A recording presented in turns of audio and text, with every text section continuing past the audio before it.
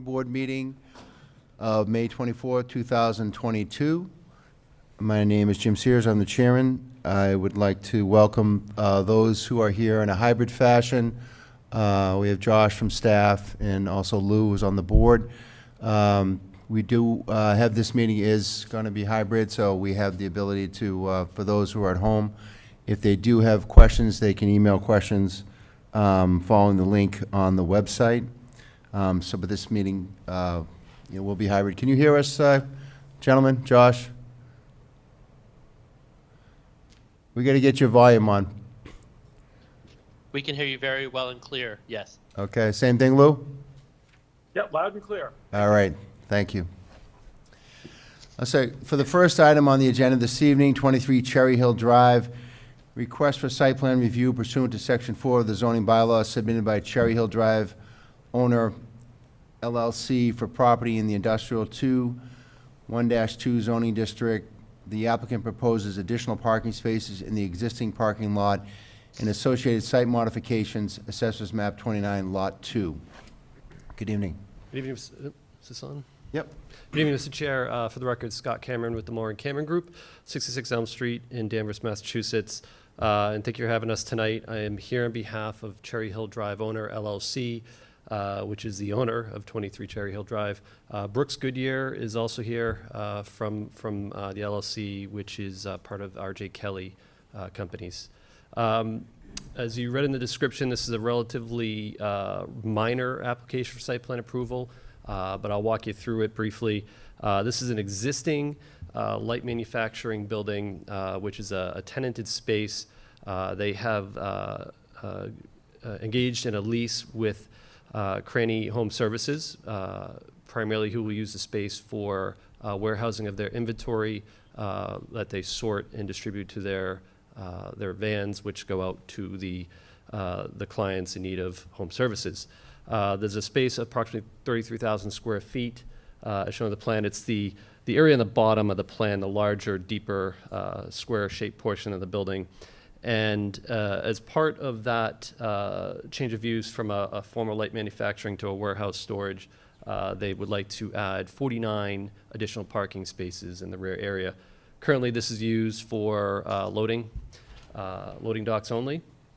We highlighted those new parking spaces in blue, and you can see they're spread out along the back of the building in the center of the aisles, and we did also model the larger trucks, so the parking spaces do not interfere with any of the truck turns. The loading docks can still be used, and mostly these are smaller trucks and vans will be using the loading docks anyways.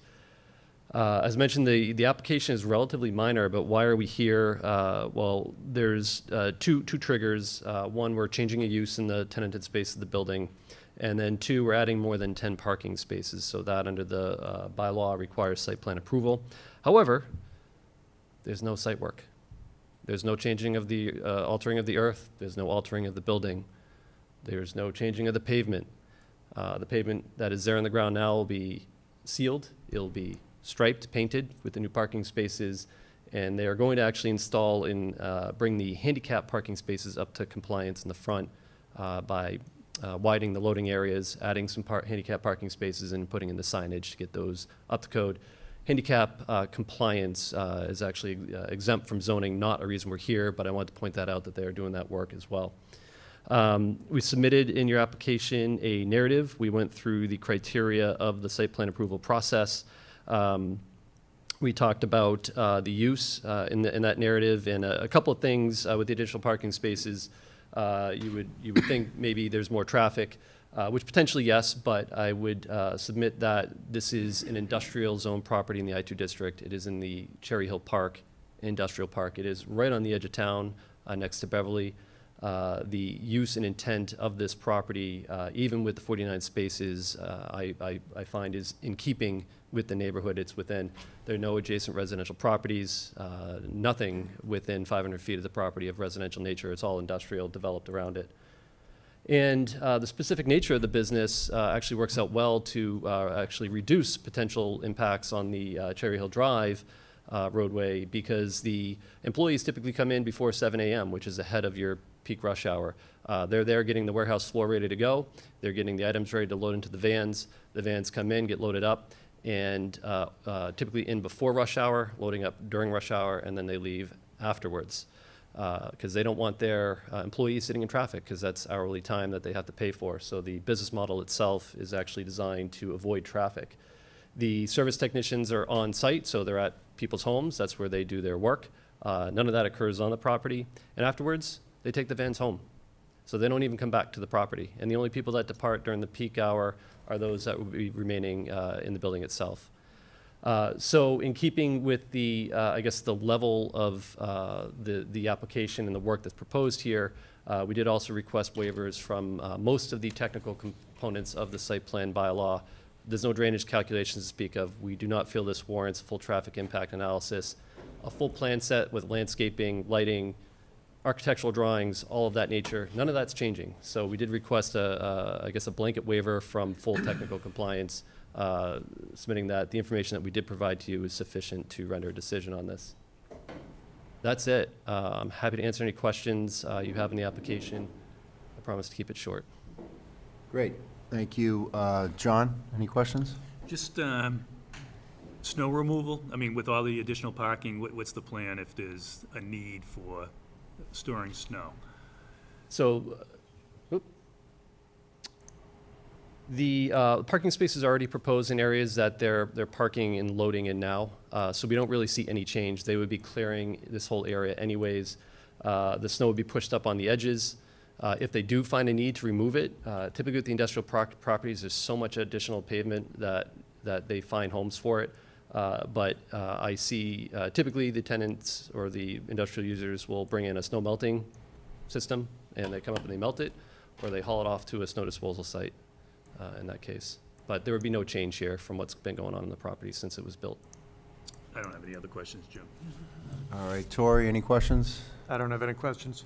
Gene? So the whole area where you're proposing the new parking, that's already currently paved, right? Correct. Okay. No, I don't have any questions. Questions, Lou? Lou, can you hear me?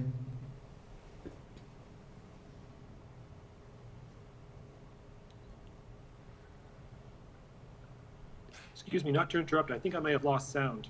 I don't think I can hear any responses. Just looking for any comments. Can maybe text him or chat to him. Lou's a little far away today. He's probably, I don't know, was it Six or 7,000 miles. thousands of miles away, but he's here with us. Still in the United States, but barely.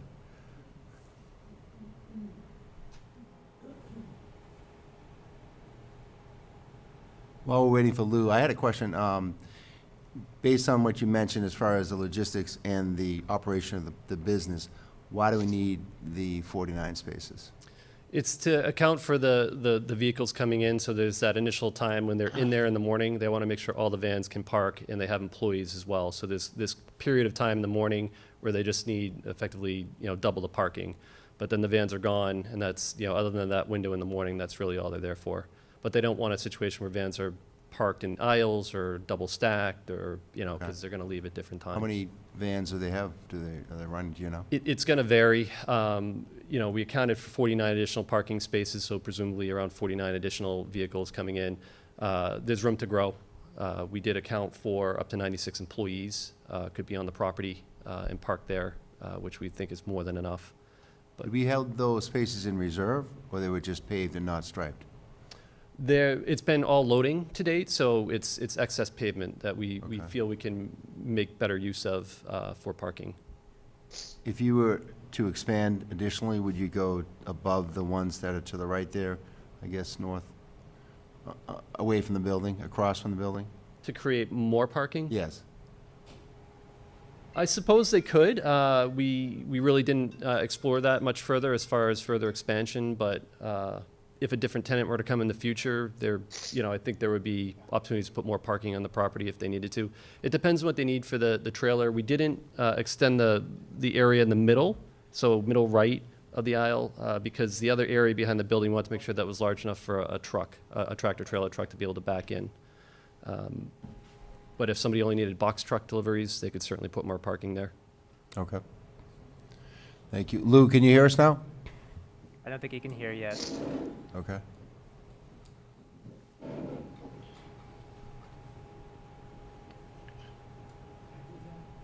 Can you guys hear us now? Yes, All right. we can see and hear you. Yes, I can hear now.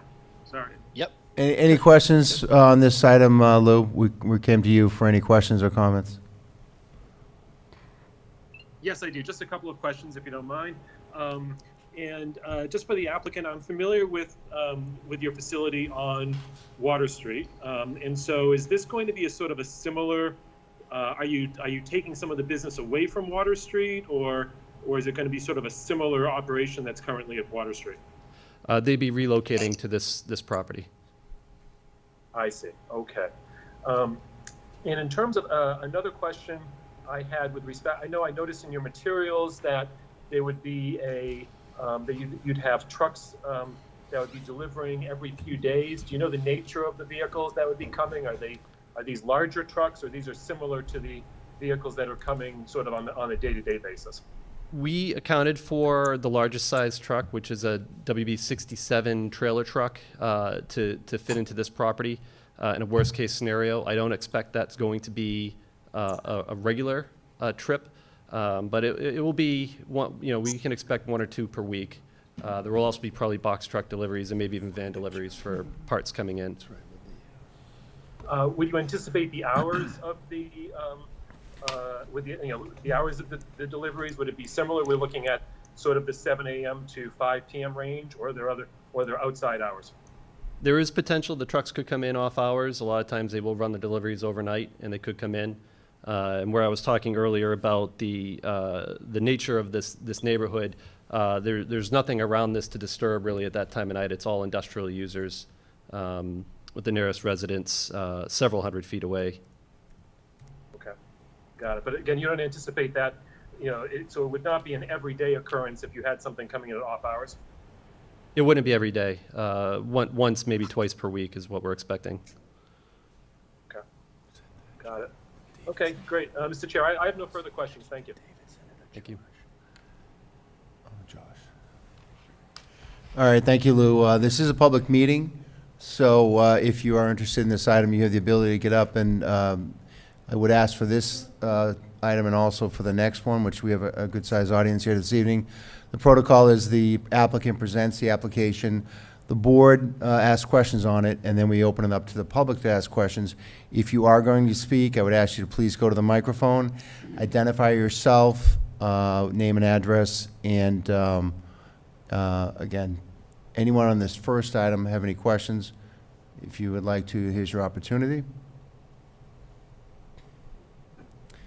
If you could please use the microphone, Mr. Bradstreet. Thank you.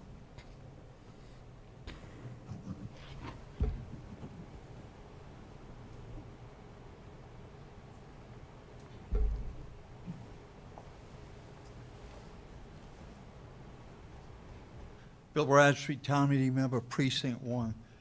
Rather than give us the model number of the tractor trailer, I'd be more interested in its size, dimension, width, height, and length, please.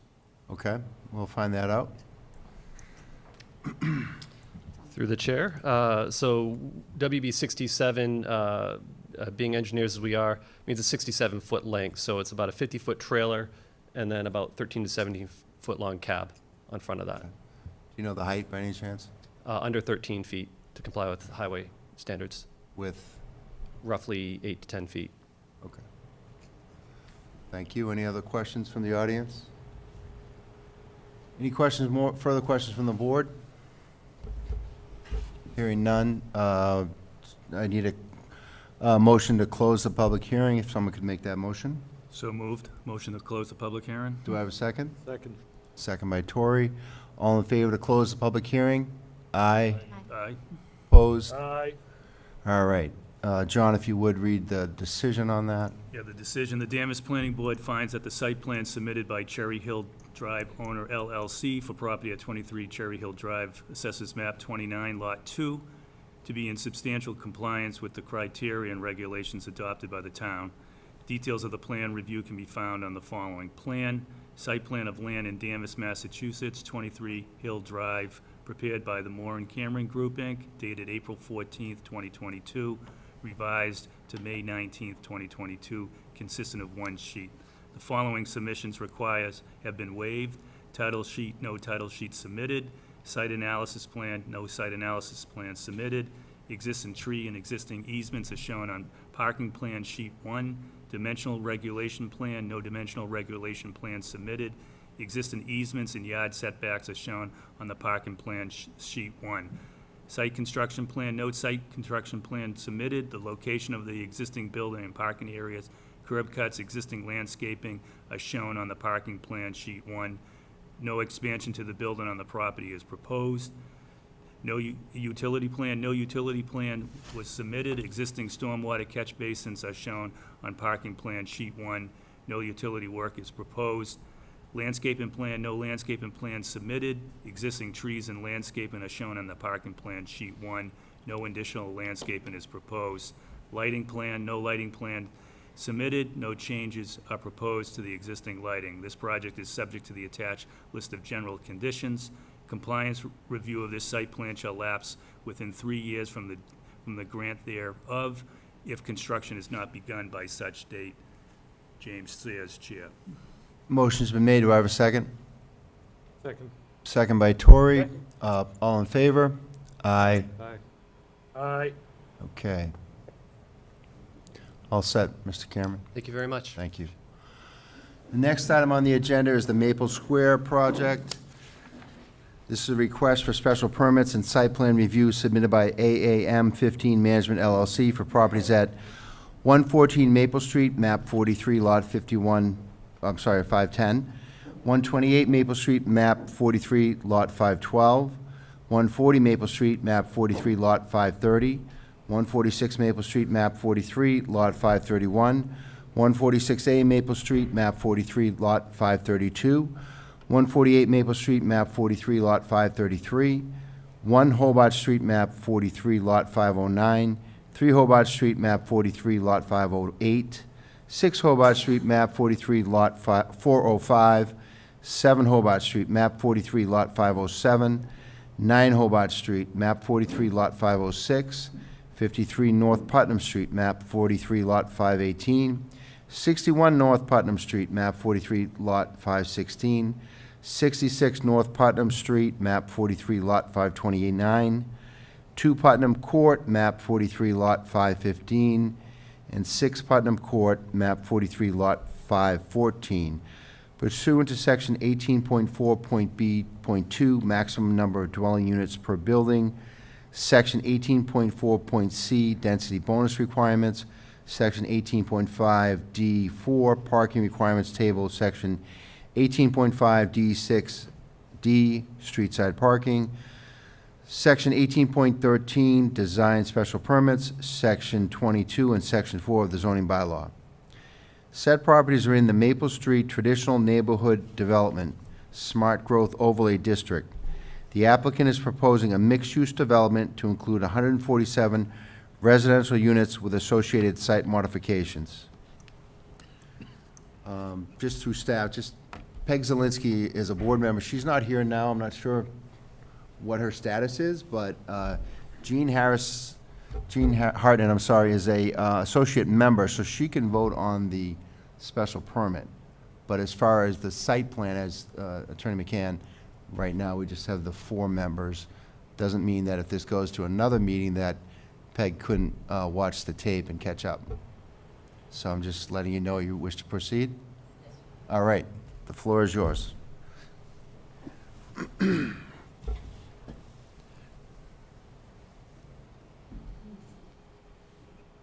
Thank you, Mr. Chairman. My name is David Massey, and I'm the owner of AM 15 Management, which is a commercial real estate management and development company. We've been doing this for about 17 years in total. I was a banker before. I just want to introduce some of the members of my team.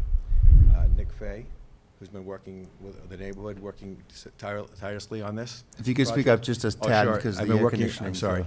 I work with Nick Fay, Yeah. Richard Ward, Director of Development, Tony Libro, CEO, COO, and CFO. I was raised in the North Shore. I've lived in Salem, Peabody, Beverly, Danvers, Topsfield, Georgetown, and now Ipswich. I went to North Shore Community College, local college, and I went to Salem State College. I was fortunate to start a company with great people and built a company up to, we have over 800 employees now in the company. We want to do a project here that, first I want to also thank the patience of the Lee family for this process. We've been working this project for 3 years, and they've been very patient with us, and they've been working with us the whole time in good faith, and I really appreciate that. This project, we were trying to build 147 units, but of high-end product, which 30 affordable units, and the same quality those affordable units will have, the market rate units will have. So this project will be, I think, a major change in that area of Danvers. And I think that the freight house, which is on the rail trail, will also be improved and usable, and we're looking at moving a tenant into there. My vision of this whole is a very active area here with pedestrian traffic, and also with having a bicycle access. We have a bicycle storage area in the building. We're going to have a fitness center in the building, the state-of-the-art fitness center. Just to give you more of my background, we own 10 hotels. They're all top-ended hotels. I'm actually going to Denver next week to get an award from Marriott for the performance of my team, not me. I'm just a figurehead to get the award. But so we want to have a concierge product here. So this is different than a normal apartment project. I don't think there's any concierge apartment complexes right now on the North Shore. So we're going to have a concierge there in the morning from 6 or 7 o'clock in the morning to 9 o'clock at night. So people can have packages dropped off, dry cleaning. We're going to have all the systems in the building will be state-of-the-art, and including security cameras, things like that. I just see that this project will be a major change, positive change. I'm a long-term owner of products that I have now and the different developments I've done, and I really believe in the area. So everything we've done, if you check up on what the work that AM15 has done, has been highest quality, and I think that if you look at any of the work we've done before, we want to make sure this is going to be a major piece of my company's efforts going forward. So if approved, so I really appreciate the time, and just want to let you know that I appreciate you letting us come back up here. So thank you very much. Great, thank you. Just so the audience know, the applicant has come before us informally a couple times already, so the board is familiar to a certain extent with the project. Tonight is the first formal presentation of the entire project. Thank you very much. My name is Nancy McCann. I'm here on behalf of the applicant, AM15 Management LLC. I can thank Dave Massey for his introduction and his vision for this project. This is an involved project, and so the presentation we're going to make to you tonight is a little more formal, perhaps, than we sometimes do, because we really want to make sure that we cover all of the aspects of the project and the requirements under the bylaw, and we build that in a cohesive way throughout our presentation. With me tonight, Jeremy Lee is here this evening as well, being the owner of the majority of the properties.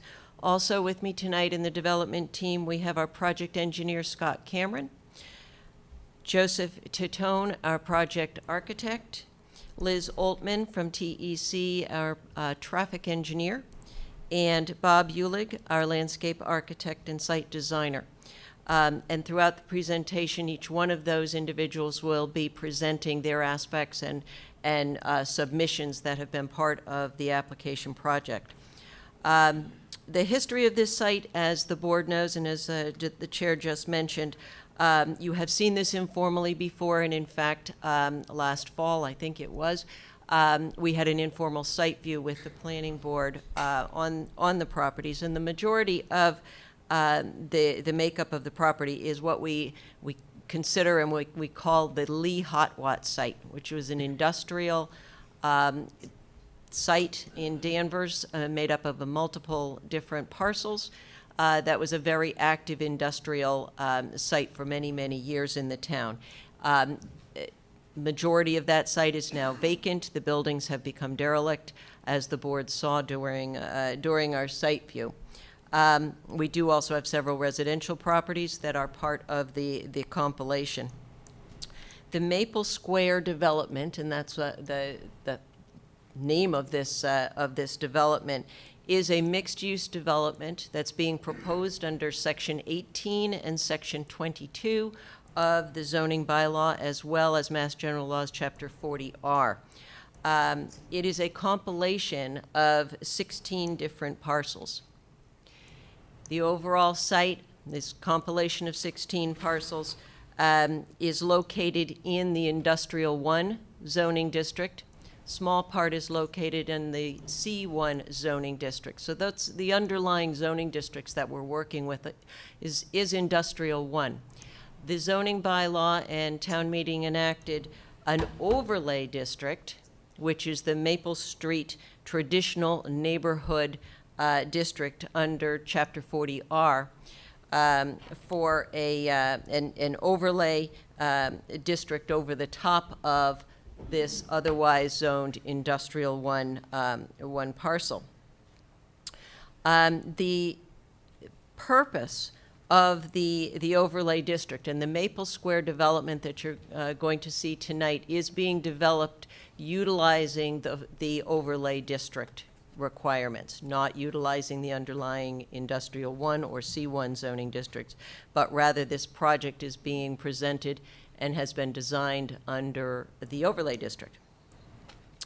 The intent and purpose of the overlay district under the zoning bylaw, and this is right from the zoning bylaw, is intended to encourage a mix of uses, scale, and densities, with predominant densities beginning at the intersection of Maple and Hobart Street, moving to more moderate densities as you move further out of the center of Maple and Hobart Street to the intersection of North Putnam and Hobart Streets.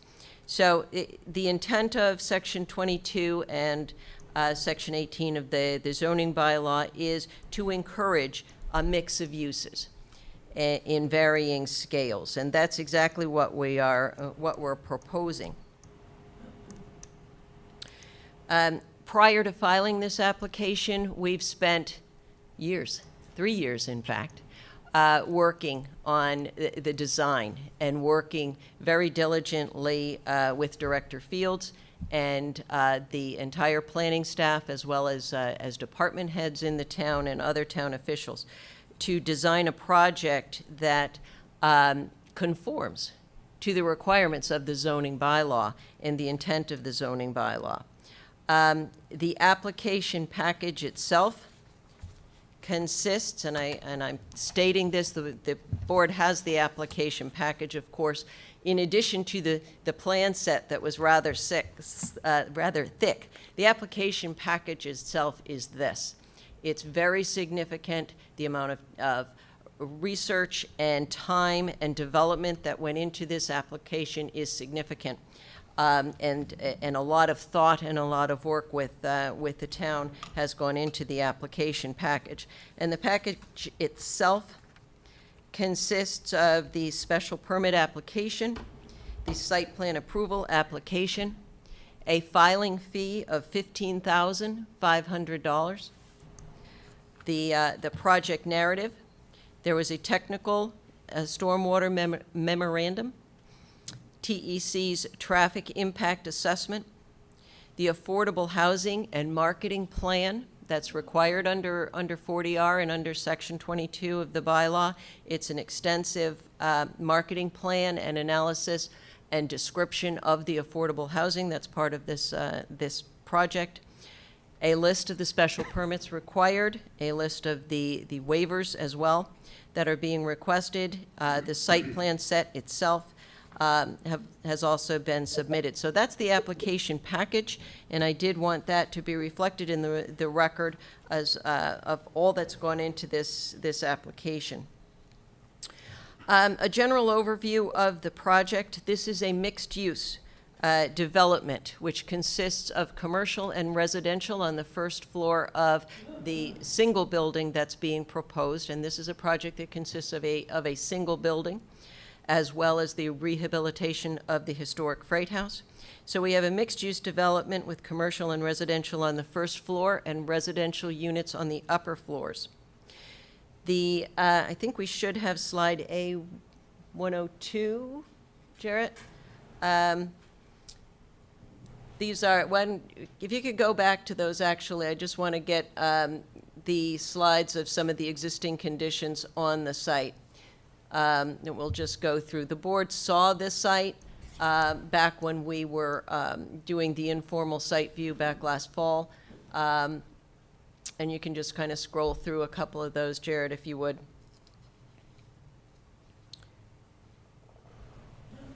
And if you can bring up slide A102. Again, we have the, keep going. Another one? Okay. We have the mixed-use building, again, with commercial on the first floor and residential above. The commercial, which is shown on the floor plan. This is the floor plan of the first floor. What you see in yellow are the commercial sections of the building, and those face onto Hobart Street. We will have a restaurant with outdoor dining on the end, and we will have 3 retail or commercial spaces. As you can see along Hobart Street, one of those we're thinking would be a place for a little grocer store there, as historically been along that section. The residential remainder of the building, the balance of the first floor of the building as well as the upper floors, will consist of 147 residential units. These are apartment units. These are rental units. With a variety of sizes and bedroom configurations. We will have studio units, we will have 1-bedroom units, 2-bedroom units, and 3-bedroom units, thereby meeting household differing needs, different size households. Again, one of the goals of the overlay district. The density that we are proposing is 36 units per acre. That density is permitted in this overlay district, and it is permitted by special permit from the planning board. We also have an affordable component as required under the bylaw. 20% of the units will be affordable. That totals 30 units. Those 30 units will be made up proportionately of studios, 1-bedrooms, 2-bedrooms, and 3-bedroom units in proportion to that breakup of the rest of the units. The second component, so we have one mixed-use building, and the second component of the project, as I mentioned, is the freight house reuse. And that freight house building, we may have a slide of that, or Jarrett, perhaps. The freight house, and again, I'm giving you the overview, and then individuals on our team will give us zoom you onto certain sections. So the freight house is over on the left-hand side of the screen on Hobart Street, across Hobart Street from the mixed-use building that I just described. The freight house is a historic building in the town of Danvers, and we are proposing to renovate and reuse the freight house. The freight house will contain a restaurant use. We are in discussions with Betty Ann's and relocating Betty Ann's to the freight house building. The freight house will also have public restrooms that is something that we have been made aware of, is certainly needed in this area and would be a nice amenity to the rail trail bike path that is immediately adjacent to this property. In addition to the Freight House building itself and the restaurant and restrooms that will be located in there, we are also proposing a very interesting gathering space and open green space on that existing site. And that existing site, as you all know now, consists of the Freight House and gravel. So this will be a vast improvement to that area, really integrating it into the abutting rail trail and also creating some wonderful public gathering space and open and green open space in that area.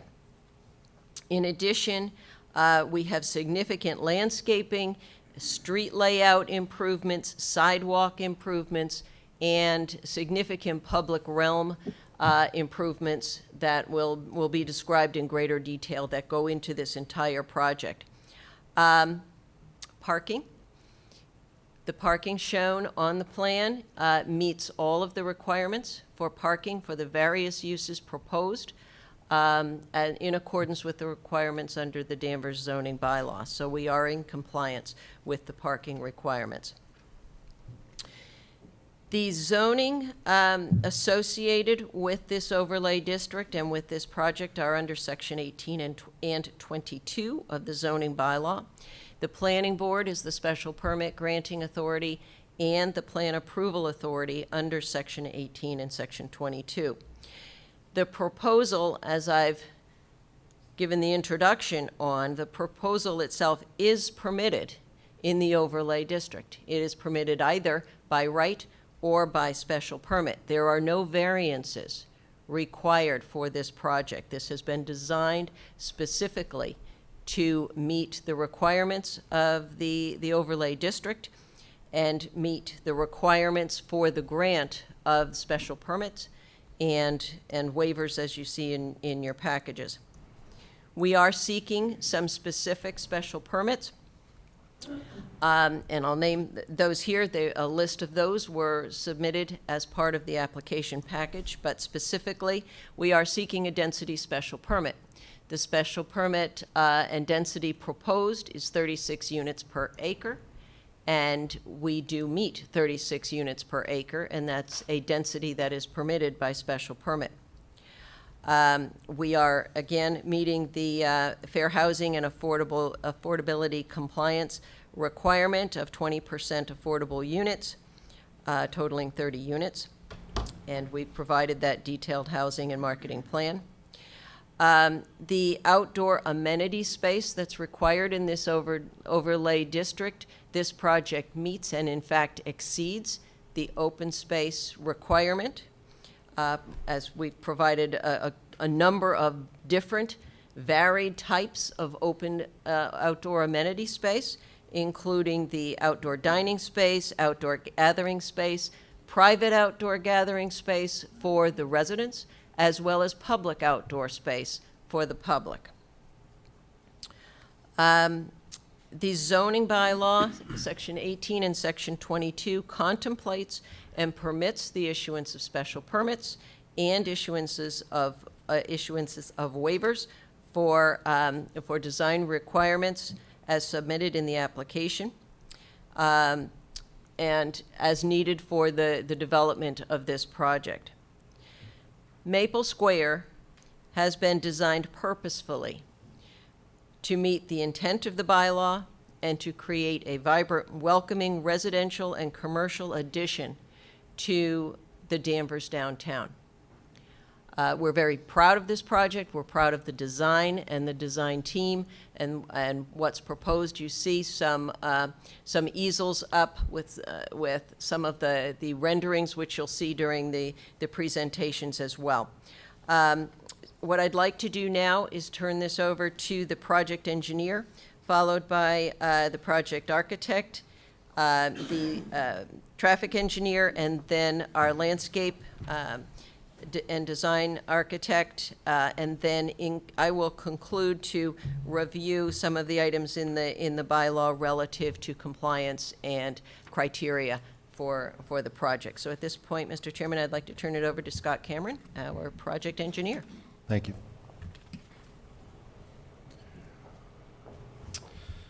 Good evening again, members of the board, staff, and attendants from the public. For the record, my name is Scott Cameron with the Moore and Cameron Group. I'm a civil engineer and vice president located at 66 Elm Street in Danvers. I'm going to walk you through some of the, 1,000-foot view engineering and statistical information from the project, starting with an aerial photo of the property. And I highlighted in red the boundary of the parcels that are part of this. So we internally have looked at this as three different development areas. You have the Freight House parcel, which abuts the rail trail, which is on plan left. Jarrett will follow with the mouse cursor as I'm talking, so it's visible. It is 100% gravel and building on that property. As you're familiar, there's puddling and ponding, and it's used for parking in the neighborhood.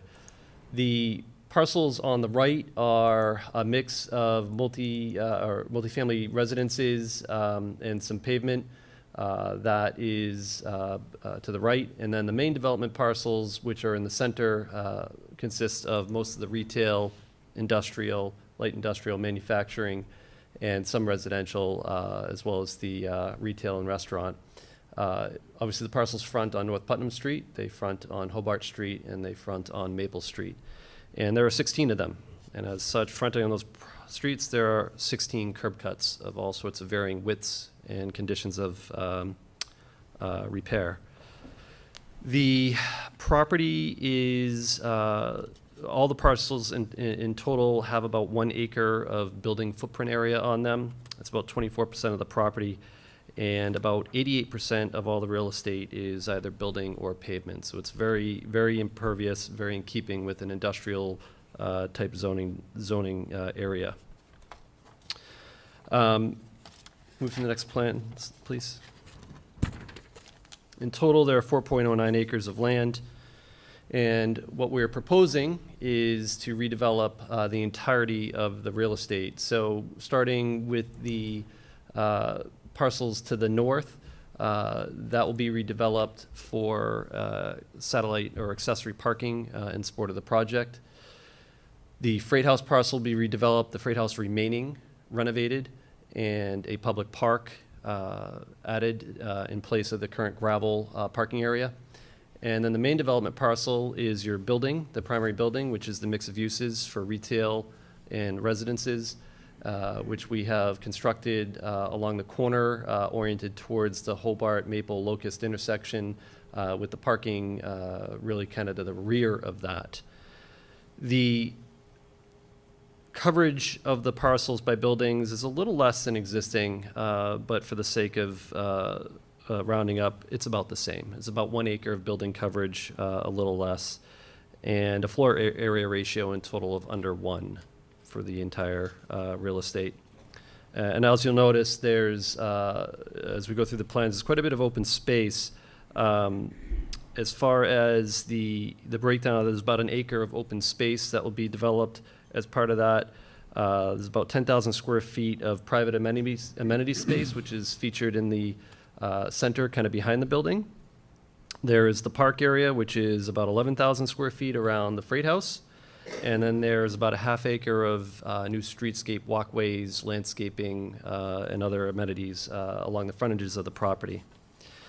As far as access to the property, those 16 curb cuts I mentioned will be reduced down to 4. There'll be 2 coming in and out, 2-way curb cuts into the parking area, and there'll be 2 curb cuts, one on North Putnam Street and one on Hobart Street, accessing the main parcel, and eliminating all the other curb cuts on Maple Street and Hobart outside of that. In addition, the curb lines along the entire frontage of the property will be reconstructed, making them uniform, straight, and in keeping with modern construction practices and design for roadways. This will help improve vehicular circulation on Maple Street, Hobart, and North Putnam, and make that safer.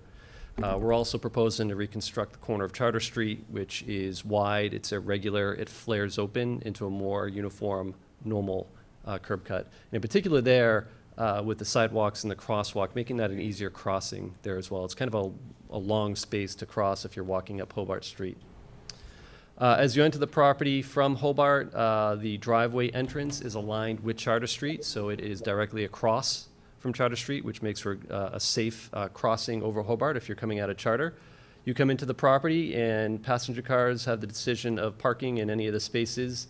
There are no dead ends in the parking area. And then any service vehicles, so waste pickup, moving trucks, deliveries would come along the front of the building. Or I'm sorry, the rear, I'm saying the resident front, which is in the park, but that's right in the middle of the property. The solid waste would be contained within the building, so there's going to be a garage door for solid waste pickup that will be managed inside the building, so there are no exterior dumpsters. And there's also an interior loading area, so either commercial deliveries can happen through those garage doors, so any unloading is weather protected and possibly noise protected as well. And then any drop-offs for mail packages, parcels, food deliveries, et cetera, there is a dedicated drop-off area in front of the park. You can then exit back out into North Putnam, which is a two-way curb cut, or go back out to Hobart, which is a two-way curb cut. If you could go to the next slide, please, Jarrett. We also did the engineering for stormwater utilities. Utilities more on a preliminary nature, as we really can't get into the full utility design until the building is 100% designed, which is a future phase of this process. But one of the criteria of the Smart Growth District is provide some sustainable design elements. So in an industrial area where we have existing infrastructure in the streets, we are tethered to that to some extent. And we're also, so we're trying to retrofit, we're trying to make things better without having to change grades. So you have let's say you see oftentimes a retaining wall running along the frontage, so you're looking up at the property. We're trying to work with that existing grade so we have a seamless pedestrian to roadway to pedestrian sidewalk to building transition from the public ways. So one of the features of this project, the existing stormwater infrastructure is relatively old in this part of town. It's shallow as well. So as part of the redevelopment of the project, in order to get everything to drain, we're going to reconstruct the stormwater management system in Hobart Street, North Putnam Street, and extending down Maple Street. That will include replacing all the structures, more or less in their current locations, lowering the system so it's deeper, which would allow other benefits long-term for other abutters in the area. Say if they need to connect a roof drain or a sump to that stormwater system, they could do that, whereas now it's too shallow to do that. And obviously putting in new structures that comply with the Mass DEP treatment standards. So this is a big improvement within the public ways that the public gets direct benefit from. What this allows us to do is grade and design the site so it is flush or at grade with the public streets. So we don't jump up into the site, which you do see quite often. And within the site itself, the main development parcel in between the parking areas, we're going to bring all the stormwater into rain gardens. You may have, if you've been over to Market Street and Linfield, you may see these in the parking area over there. It's a newer technique. They can be well done. I like how they did them over there. Where they're landscaped, they look like a landscape feature, but they're actually functioning as your stormwater management, both storage of some water, providing groundwater recharge, and also treating that stormwater runoff. And all that overflows into a closed drainage system back out to the streets. Any discharges from the site would be fully treated, so it would go through a proprietary or a treatment system. So we are treating all the stormwater runoff. Right now, there is none on the site. All the 100% of the runoff runs directly into the street system from the paved areas, building roofs, et cetera. And then there will be one structural system for the parking area, which will be underground. So these would be buried tank systems, again, promoting groundwater recharge, treatment of the runoff, and everything is fully treated. Next slide, please. We have met with department staff heads in a technical review committee meeting. We have also had additional meetings with the city, the town engineer, and the Danvers Electric Light Department, and have worked out the preliminary or schematic locations for the electrical system. Of note, we are going to provide electric vehicle charging stations on here, and those do require additional transformer requirements in addition to what you would normally see. So we've planned that out already in the project. So we have spaces reserved that we've designed the project around and landscaped around for electric vehicle charging and also the building utility systems. We have met with the fire department, of course. We have hydrants located on the site, also replacing hydrants along the street, existing older hydrants, and relocating those. And the building would be serviced by a new fire supply and domestic water supply as well. And it would also be fully sprinkled. Next line, please. Slide. So this, go back one. There's a little bit of lag. So Jarrett is sitting in the back of the room here. He's connected remotely into the virtual hearing. So he's controlling it here, going through the virtual, which you're seeing here, and around town and around the country, apparently. So what I wanted to do is just take a moment. I want to go through some of the public improvements that are included as part of this project, because I think they're significant and worthy of noting. So I color-coded, and I apologize with the pastel color scheme if there's any colorblind people, my son being one. I know this would be hard for him, but I'll describe it as well. I talked previously about the Freight House parcel, which I highlighted in green.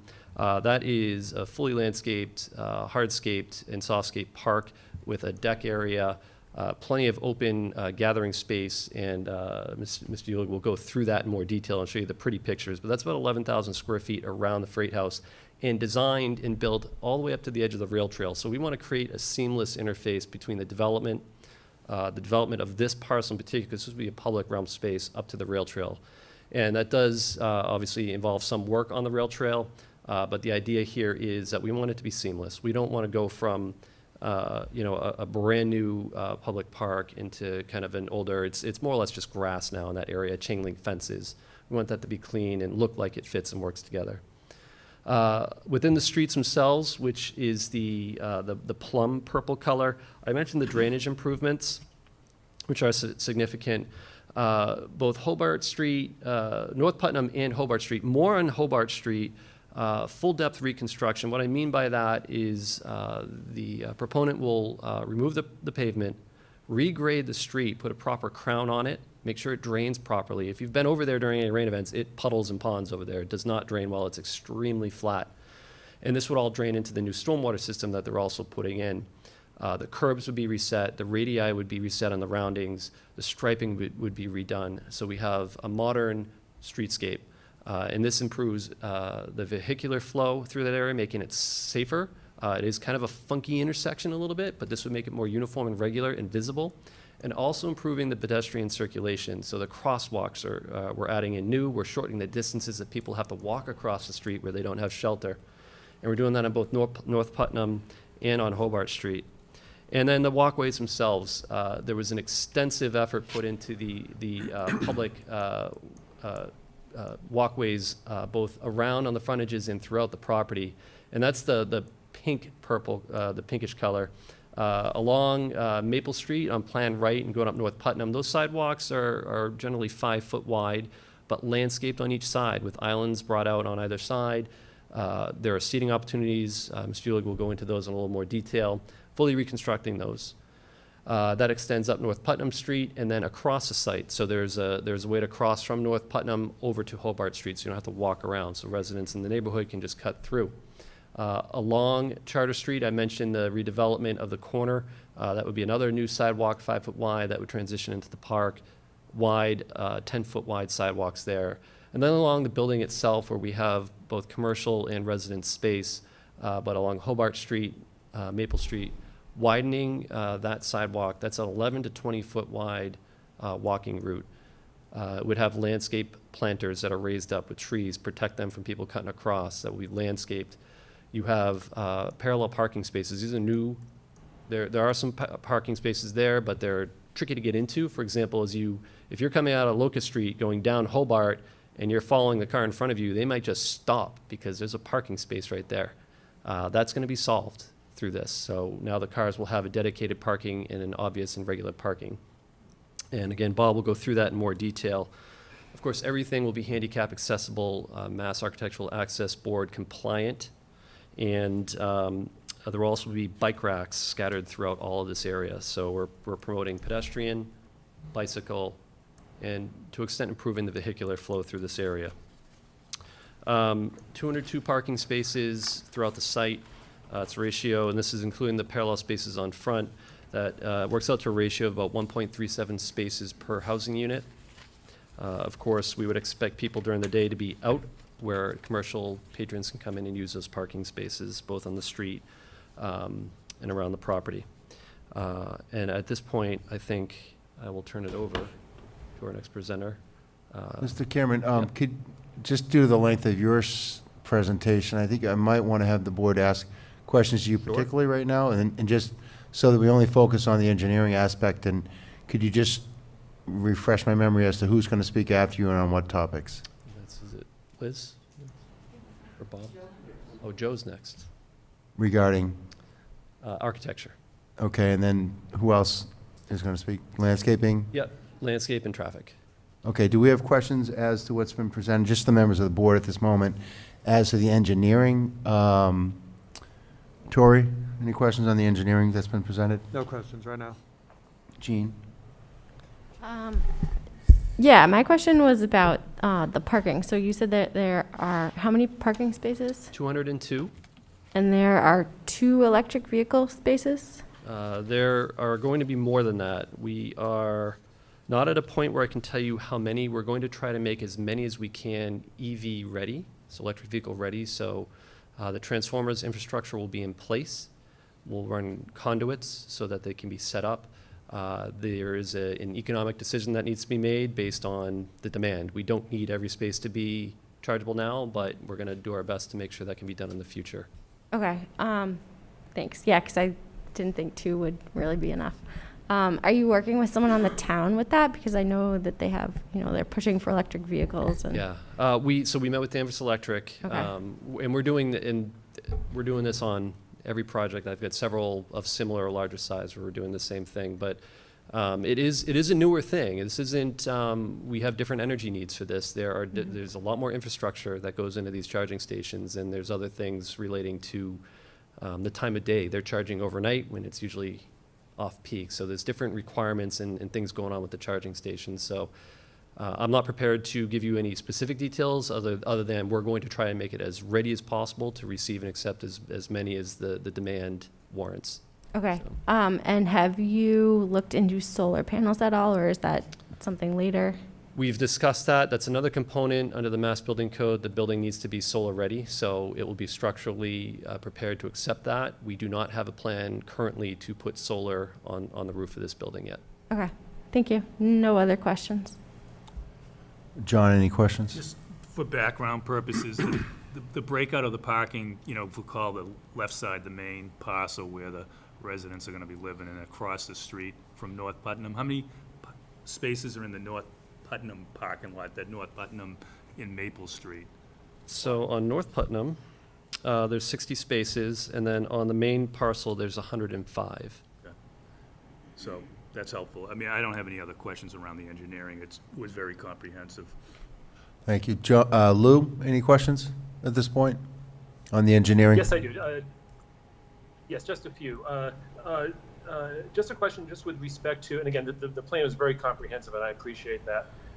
With respect to the, I think you indicated that there would be, that the building would be fully sprinkled, and that would there be additional height, would there be hydrants that would be moved or additional hydrants that would be added?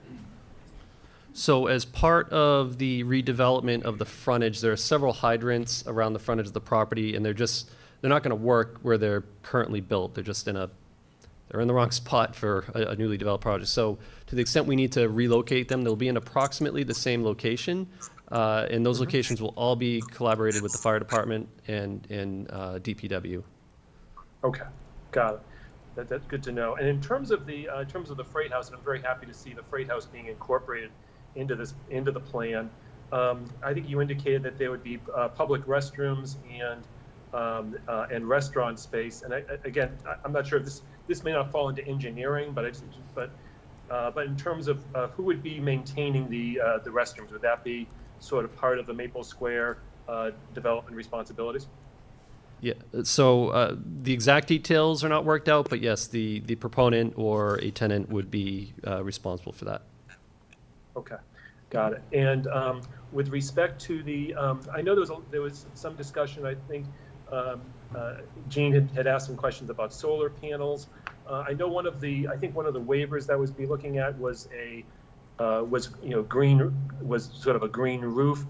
Are there any sort of plans currently? I know there's always a discussion about water restrictions and about, especially as the town's moving up in terms of water restrictions. Are there any plans being done for reuse of water, not just storm water, but sort of reuse of water for purposes of any of the green spaces or, rain barrels, any of that sort of thing to preserve water?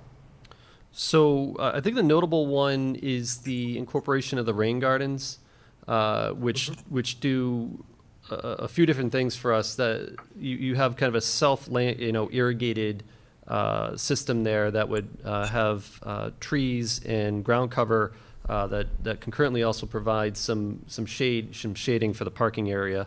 That would be the most notable feature put in. Bob Eulig will get into the landscaping scheme itself, but we also, where we can, we're going to incorporate permeable paving options in mostly the pedestrian areas. So we are not just doing just your standard concrete sidewalks. Of course, in the public areas, they'll probably be more concrete because the permeable options do require a lot more maintenance. But certainly in the private amenity spaces and wherever we can work that in, we're going to try and minimize our hard surfaces with something that's permeable. Okay, very good. Thank you, Jim. I have no further questions on the engineering side. Thank you. Okay, thanks, Lou. I did have a couple questions, Mr. Cameron.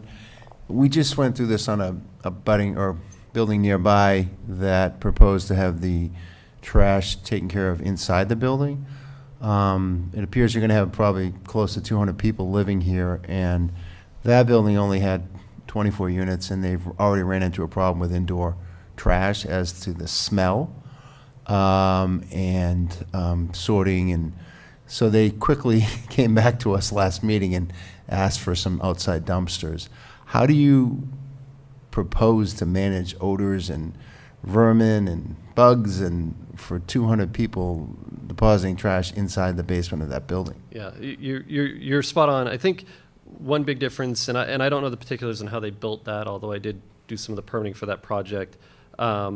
This is a new construction, so to have indoor waste disposal, this isn't new. You'll see this throughout a lot of times in the city. You'll see this all over the place, but there's ventilation systems that are specifically designed to make sure the air is circulating and that does not happen with the noise. I'm sorry, the odor. There is sufficient space here for 2 compactor units, so you could have a solid waste and a recycling option, or 2 solid waste, or something of a different configuration.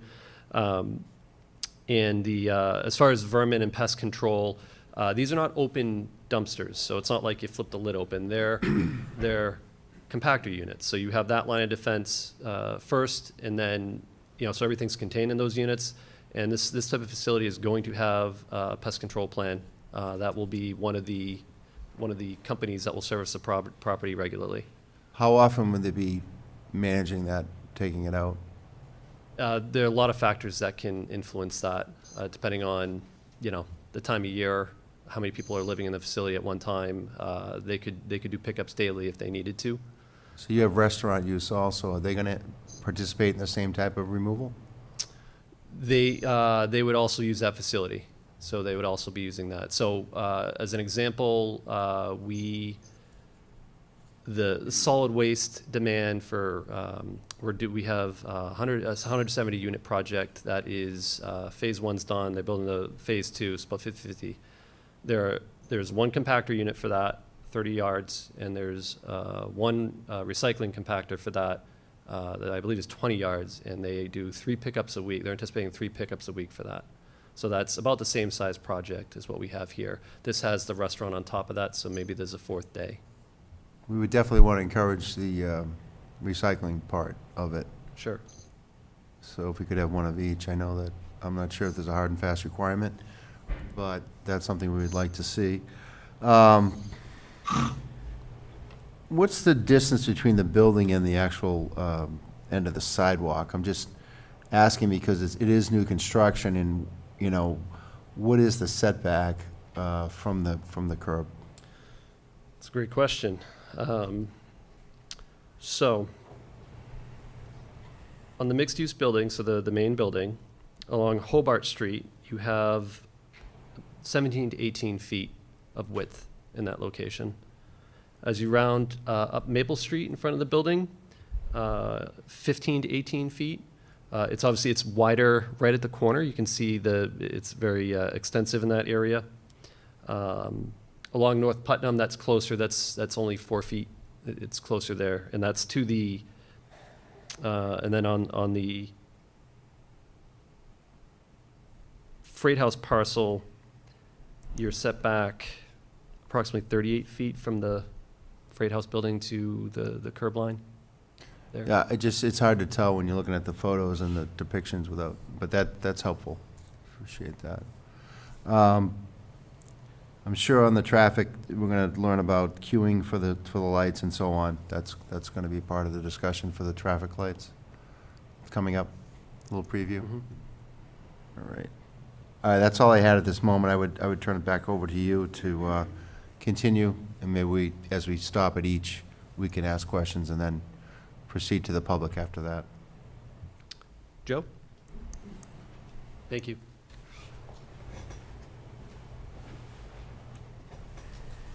Thank you, members of the board. My name is Joe Titone. I'm an architect out of 178 Park Street in North Reading. Thanks for the opportunity to present the plan. This first plan is just an overview of the floor levels in the building. The basement space has commercial storage as well as residential storage. The first floor, as you've been told, is a mix of commercial, residential, and common spaces. The commercial spaces are those spaces in yellow. The purple, you can see the corridors and kind of the entry on the corner of Hobart and Maple Street.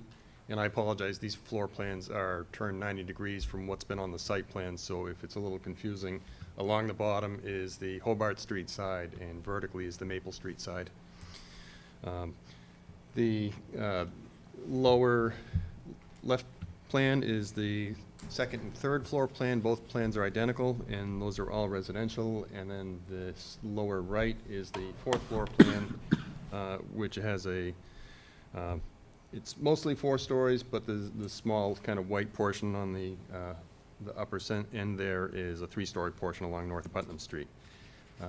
As mentioned, there's 147 units total. There are 43 studio units, 51 one-bedroom units, 49 two-bedroom units, and 4 four-bedroom units. If you can go to the next page, Jarrett. This is the basement plan. This is accessed by 3 elevators and 2 stairwells. As I mentioned, there is commercial storage space. There's also a dedicated bike storage room down there for the tenants, and then there will be individual storage units, 1 per each apartment. Next page, please, Jarrett.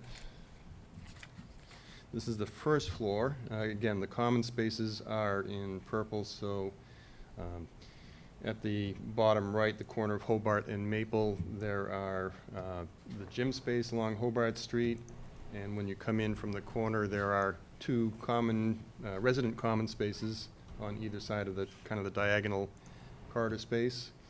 As that leads to the back courtyard, there is concierge space, management office. There are both separate package and mail rooms, as well as some public bathrooms, or common bathrooms for those public spaces. The gym space on Hobart Street also has its own separate bathrooms from the rest of the spaces. The different unit colors are generally the reddish color are the studio units, the blue are the 1-bedroom, and this carries through on all the plans. The green are the 2 bedrooms, and then the light blue up on the corner of Maple and North Putnam, that light blue is the 3-bedroom unit.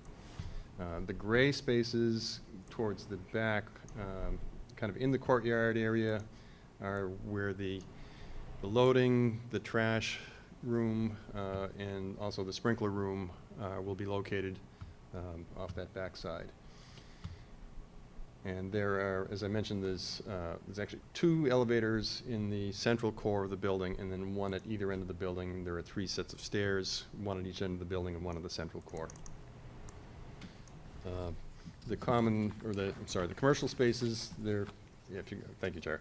The restaurant is at the far end, at the Hobart Street end, to the far left, with some outdoor dining area under the building overhang, and then the 3 commercial spaces adjacent to it. The front corner at the Maple and Hobart Street side, as you can see, is a convex curve there. There's going to be an overhang for the floors above, which are going to be, concave on the first floor, convex on the upper floors. That provides more of a welcoming entry area on the first floor, provides the overhang of the floors up above, and provides a little bit more visibility from that intersection of, for any traffic going by. The next page, please, Jarrett. So this is the typical second and third floor. As mentioned, it's all residential units, mix of studio 1, 2, and 3. There are 43 units total on this floor. There are 12 studios, 16 one-bedrooms, 14 two-bedrooms, and 1 three-bedroom. Both floors are identical in both the unit type and the unit count, the second and third floors. Next page, please, Jarrett. And then similarly, the fourth floor, again, is all residential. There are 38 units on this floor, 12 studio, 14 one-bedrooms, 11 two-bedrooms, and 1 three-bedroom. Similar configuration to what's below, except for the North Putnam Street side where some of the it's reduced story height. And to go to the exterior elevations next. Next page, please, Jarrett. Thank you. The upper part is the upper part of the page is the Hobart Street side, and then the lower image is the Maple Street side. So we've got the facade broken up into a base, middle, and top. The facade is broken up both horizontally and vertically. As you can see, we've got different siding types on each of the sections. The curved corner piece, you can see on the upper section where the concave lower piece has a shadow, an overhang for the entry, and the curved upper piece protrudes out, giving more of a statement to the corner piece. It is? And so the upper piece, the lower piece that's concave, as I said, kind of provides more of a welcoming entry. It kind of gathers you in at that concave curve, provides some overhanging shelter. The upper concave piece that's curved kind of softens the corner visually instead of having a sharp corner there that really kind of would look very harsh in that location. And then the base level, the ground floor, is, as we said, commercial and residential. It's going to have a commercial and feel to it as part of the streetscape, the street interaction. The lighter color on the base materials, it's going to be a synthetic limestone is what we're anticipating of a larger scale panels, probably with beveled edges. The glass storefronts, those are all going to be an aluminum frame system, as is typical for a commercial building. And then we do have a taller first floor height as we have these commercial uses. There's going to be a 15-foot ceiling height. That's the ceiling height, so these are going to be some very nice commercial spaces. The residential spaces will benefit from that as well that are on the first floor along Maple Street on the lower part. And you can see on the Maple Street side, there are some recessed portions that are a different color. Those are the living spaces for those residential areas, and those are pulled back a little bit to give them a little bit more buffer from the sidewalk area. They don't have any actual access out to the street there, but just giving them a little differentiation to, again, give them the separation, break up the building a little bit more visually, was the intent there. So in the middle level, Again, we're breaking up the building both horizontally and vertically. The face of the building bumps in and out depending on the unit type. We have French doors or sliders with a Juliet balcony, so it's essentially a rail at the face of the building. There's no balcony protruding out from the face of the building, but people will be able to open the doors wide and be able to get fresh air in there, more natural ventilation, you know, a fair amount. All the windows will be operable, obviously. So we are looking at a mix of thin brick for the upper stories, where you can see that it's going to be a red brick.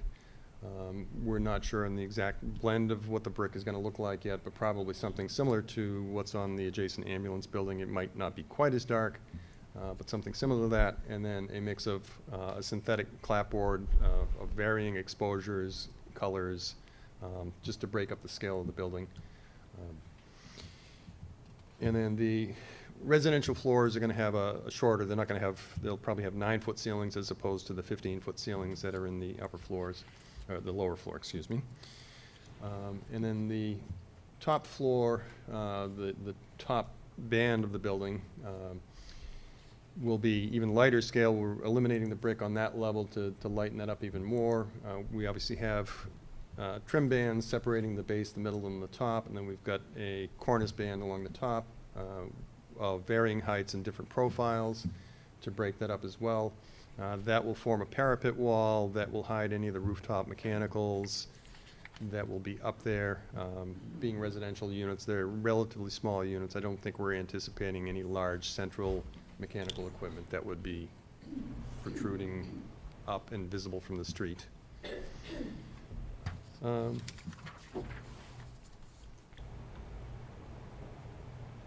see. If you can go to the next page, Jarrett.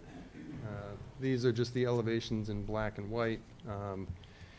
Not quite as informative as the color versions, but we've developed each of the different faces. And there's not really a whole lot to talk about. All the materials are the same all the way around the building. Things will be consistent looking for all the sides. Quality materials, the fenestration. And keep going, Jarrett.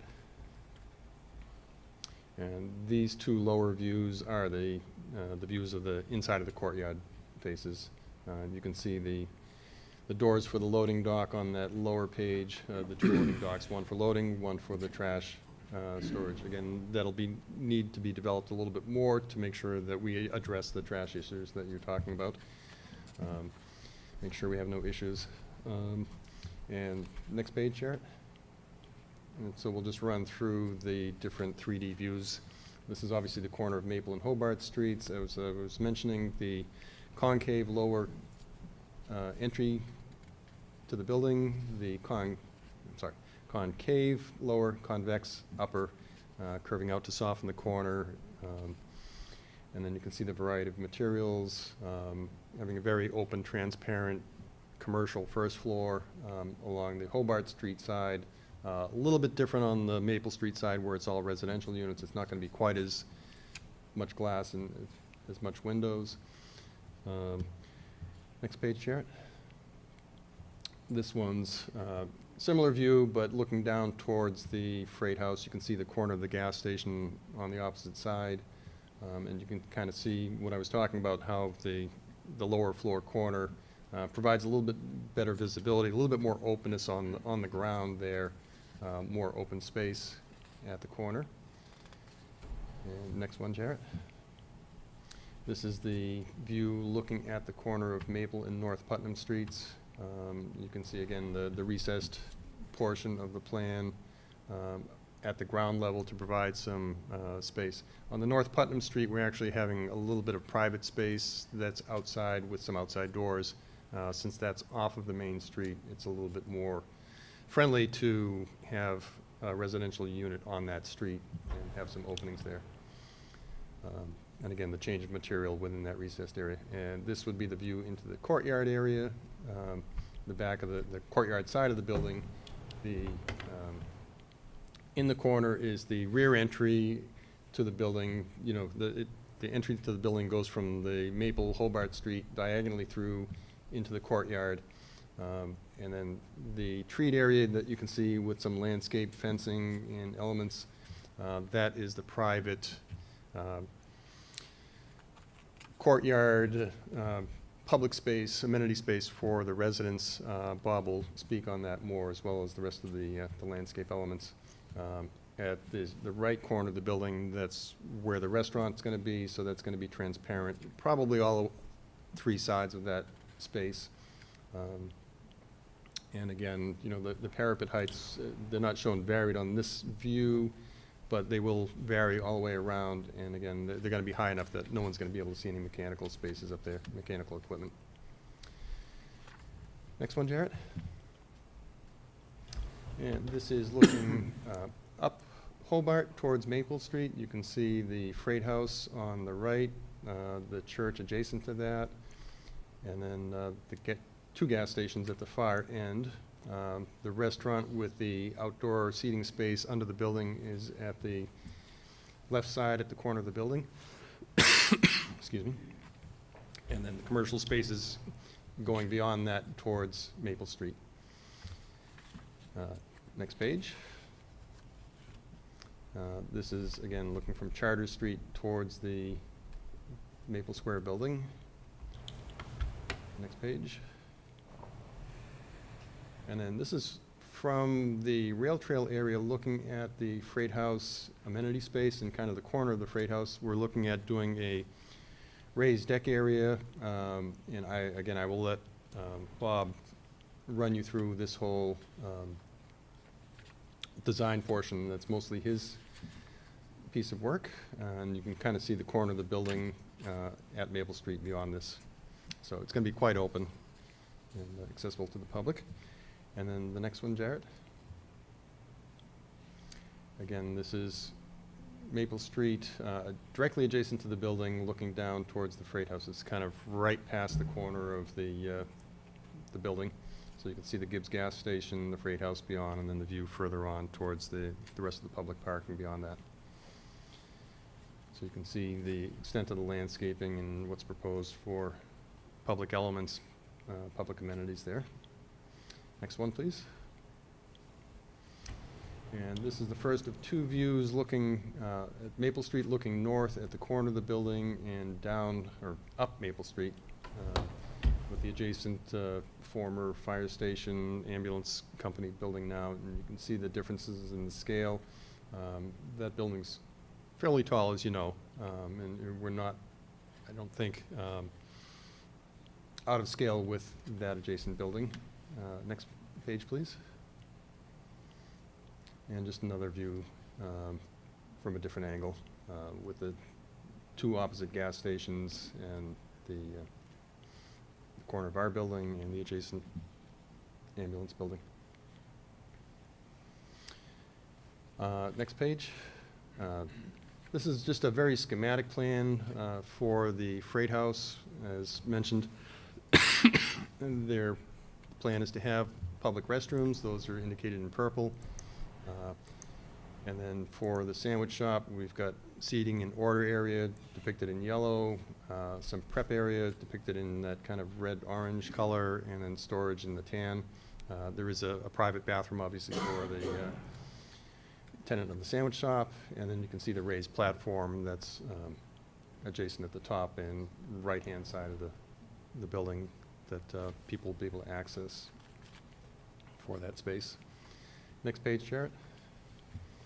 And then just some very preliminary elevations of the front elevation facing Hobart Street with the restroom doors on the right, a middle door accessing the storage space, and then windows and a door into the seating and order area of the building. On the left side elevation, we've got some windows there and potentially an outside ordering window if that's desired. And next page, Jarrett. Okay, and we're on to traffic, unless you have questions. Anyone in the board have a question as to the architectural presentation at this time, John? Yeah, I have a couple of questions. So for the benefit of the public, is there a prototype building that you looked at, or a few buildings in the North Shore that people could look at and say, this is what it's going to look like, where you design your ideas? Not specifically. We've done similar buildings to this. We've done a couple of condo projects in Revere that have had similar styles, kind of similar unit layouts, that, you know, we've kind of carried that. I'm more interested in the facade compared to the floor plans, right? So that getting the facade correct, I think, for this project is really important, given the size of it. Yes. In the major change that's going to take place on that particular corner. So can you just explain the materials one more time, what's going to be used? Sure. The maintenance, the color schemes, and how does it fit into the current downtown area with some of the other developments that are going on? Okay. So I'm not aware of other developments that are currently going on in town, so I apologize for that. But we are looking, in general, the materials are all going to be low to no maintenance. As I said, the first floor, what we're looking at for the facade is a synthetic limestone material, highly durable. It's a product that's been used for years. It's going to be a larger scale type of material.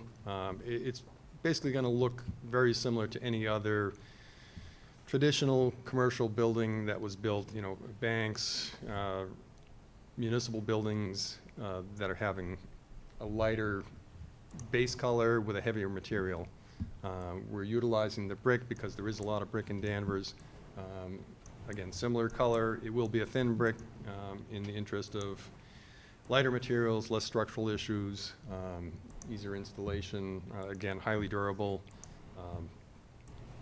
The trim is all going to be most likely a PVC product.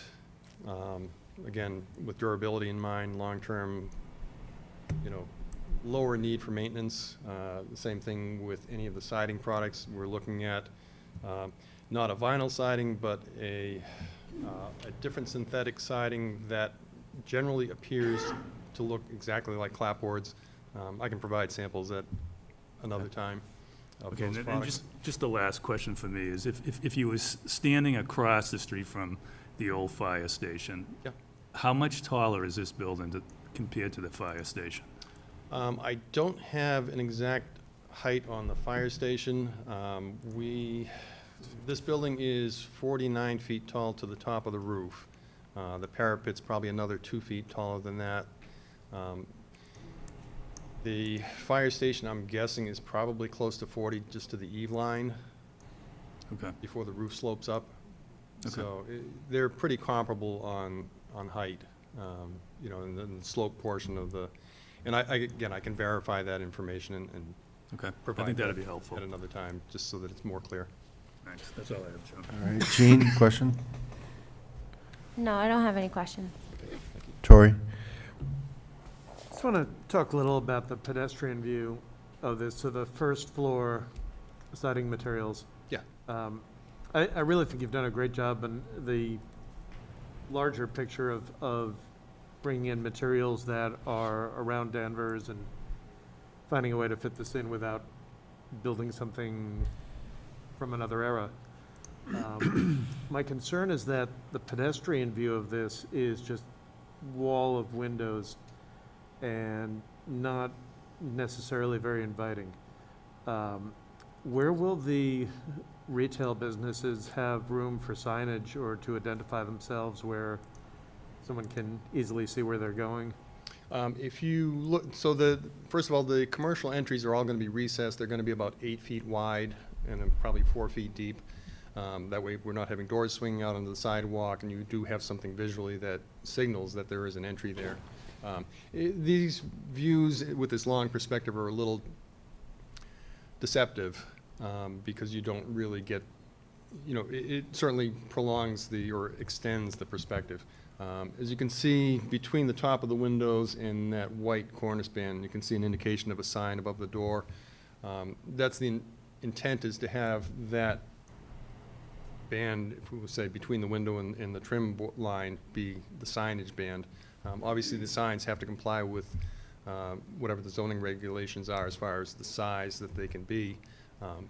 But that's the intent, is to have signage over the doors to indicate what they are. And we can certainly look at varying that face, maybe making the entries a little wider, splaying the sides of them to open them up a little bit more, to break that up a little bit. Was there any thought of awnings? Maybe make it look a little more like the other retail downtown? Had not considered that yet at this point, but that's certainly an option that we could take a look at. I think it would help to make it more obvious that there is retail, make it more inviting for pedestrians Sure. and fit in better with Maple Street. Yeah. I don't have any other questions. Lou, questions on the architect? Yeah, sure, thanks. Just a question with respect to the windows. I know that I think it was mentioned in terms of, in one of the waiver requests, that there wouldn't be operational windows on the first floor. Is that correct? I guess because I'd be wondering particularly for restaurants, like you'll see restaurants that have sort of these folding windows that open up and which seem to be quite popular. And I was wondering, I guess, about whether windows would be operational, I guess, on the first floor, including on the residential side on the first floor, whether they're operational, and if so, how do they open? So on the residential units, they would be operable. I think that's important. They would be probably like a French type of window that would swing into the unit, have screens. Okay. That way we're not, obviously we can't have anything that swings out, and a double hung looking window would not be appropriate for this size of the building, size, shape, that floor level. As far as the commercial spaces, any of the retail commercial spaces probably would be fine with fixed windows. The restaurant, we hadn't really discussed whether we were going to do operable windows on that area or not. I think it makes sense to consider that. Yeah. Because that's certainly done more often now than not. Yep, okay. And with respect, yeah, thanks for that, because I think particularly for the restaurants, I think having operational windows is definitely, I think, helpful. And I know that, even in this day and age where, with outside dining and people, I think having the sort of the airflow is certainly advantageous. With respect to, there's no balconies you indicated, correct? Except for these sort of Juliet type balconies, is that right? Correct. Okay. And I noticed the roof is flat, and so there's no plans for any sort of a roof deck or any of that sort of thing. Is that correct? That's correct. Okay. And I do like how you do have, in terms of looking at the plan, I do like how it's the building it appears to be, it's terraced on the North Putnam Street side. Is that correct? Because I was always concerned about the effects on North Putnam Street. Yes, that's correct. Okay. And so it's a 3-level at that on the North Putnam Street side. Is that right? It is, as it wraps the corner, it's 4 stories, and then it goes down to 3 stories as it extends further along North Putnam Street. Okay. Gotcha. Okay. And again, just picking up on what John was asking, I guess, in terms of types of materials. So for the siding material, would you be, so you would not be using like a vinyl? Would you be looking potentially more of like a hardy plank or like a fiber cement sort of type siding? It's actually the one that I'm looking at, and I'm sorry the name escapes me at the moment, but it is a synthetic material that is color integral all the way through, doesn't need paint, but it doesn't look like vinyl siding with the overlapping seams. It would be essentially seamless, especially because we've got the facade broken up enough that it's going to be shorter pieces of siding before you hit corners and trim pieces. So it would be something that long-term maintenance, there would be no need to paint it. It would hold up very well over time and not look cheap. Right. I think that's the thing. I think that's sort of a balancing act in terms of wanting to have something that is maintenance free as possible, but also to be of high quality. Right. Because this is going to be it's going to be a prominent location here in town. Right. And again, I'm happy to provide samples, more information to the board on that. All the Sounds products. good. that I have no we're planning on further using. questions on the architectural side. Thank you. I just had a couple of questions. On the flat roof, are we going to have gutters? The flat roof will be pitched and have internal roof drains that will drain into the rest of the site drainage system. And as far as the elevator shafts extending above the roof line? Yes, they will extend above the roof line. Generally, it's about 6 feet that they extend over the roof surface. But again, they're generally in the, well, like, they are in the center of the building geometrically, you know, from front to back in the short distance. It's unlikely that you're going to see much of anything of those from the street level, unless you were so far back that you. So you have really 4 couldn't- elevators? Yeah, there's 2 clustered together in the central core, which Yeah. probably would be the least visible. And then the other one is, there's one on the, Each side. towards the end of each of those legs of the building. What about air conditioning compressors? Those would all be on the roof, being residential units, and the efficiency of units now, they would probably all be clustered towards the center of the units, you know, probably a row in each Are you direction. going to show them on the plan? We don't have a roof plan that shows those now, but we can develop one and share that with the board. Yeah, the only issue with those is noise, and I know that obviously with technology and so on, advances, that probably not going to be a big issue, but if you're going to cluster them all in the same place, I guess we'd want to get some information on that. Yep. Okay. I'll- And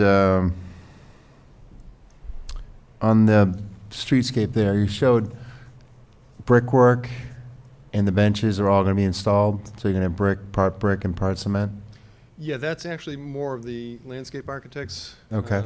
purview to. We'll get to explain that. That's his design.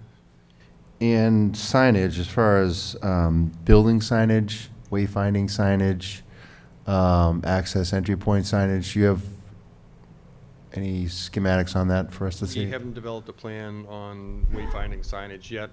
We have discussed, and I think it's on the Freight House schematic plan, of having wayfinding signage for the public restrooms, both on the rail trail side and on the Hobart Street side, so that it's very clear where those are. As far as the rest of wayfinding signage on the building identification signage, we haven't developed that yet. Okay, so you'll have that for us at our next meeting? Yes. And so you're going to focus people coming in out of the Maple Street side more so than the Hobart, or you tell me? Well, the commercial spaces are all on the Hobart Street side.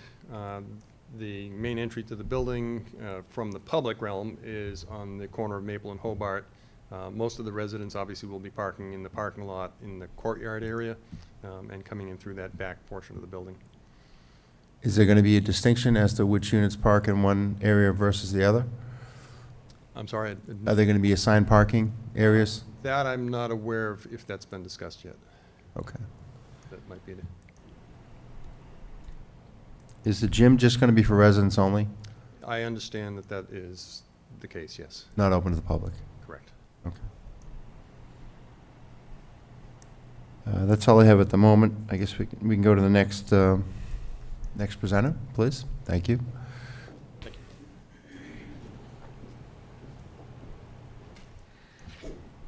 Good evening, Liz Oltman. I am the Director of Transportation Planning with TEC, and we perform the traffic impact analysis for the proposed development. We performed the study in accordance with national and MassDOT guidelines and industry standards. We created the study area based on those standards with the 2 signalized intersections that would have the most impact, the site traffic would have the most impact, and as well as the site driveways. So the study area includes Maple Street with Hobart Street, Locust Street, and then Maple Street at Conant and Elman High. The counts were performed in March 2022, and in accordance with MassDOT guidelines at the time, they were upwardly adjusted to account for COVID-19 pandemic impact to the adjacent street system. At this point, recent guidelines from MassDOT is anything after March 1st is considered the new normal, but we used their guidance at the time was to upwardly adjust for COVID. What we typically do is a snapshot of the worst case traffic scenarios, the morning and evening commuter peak hours, and then the Saturday midday peak hour. Next slide. So for the projected trip generation for the weekday daily is 1,180 trips over the course of a weekday, with 102 in the morning peak hour, which is at 7:15, and 83 in the afternoon at 4 o'clock, and 124 on Saturday at 11:45 in the morning. We did consider multiple use trips, an internal capture rate between apartment dwellers, and they might use the retail or the residential or the restaurant facilities. So we did account for that. However, we did not reduce our traffic generated by the site to account for any existing land uses on the site. There are several industrial and commercial land uses that are already generating traffic.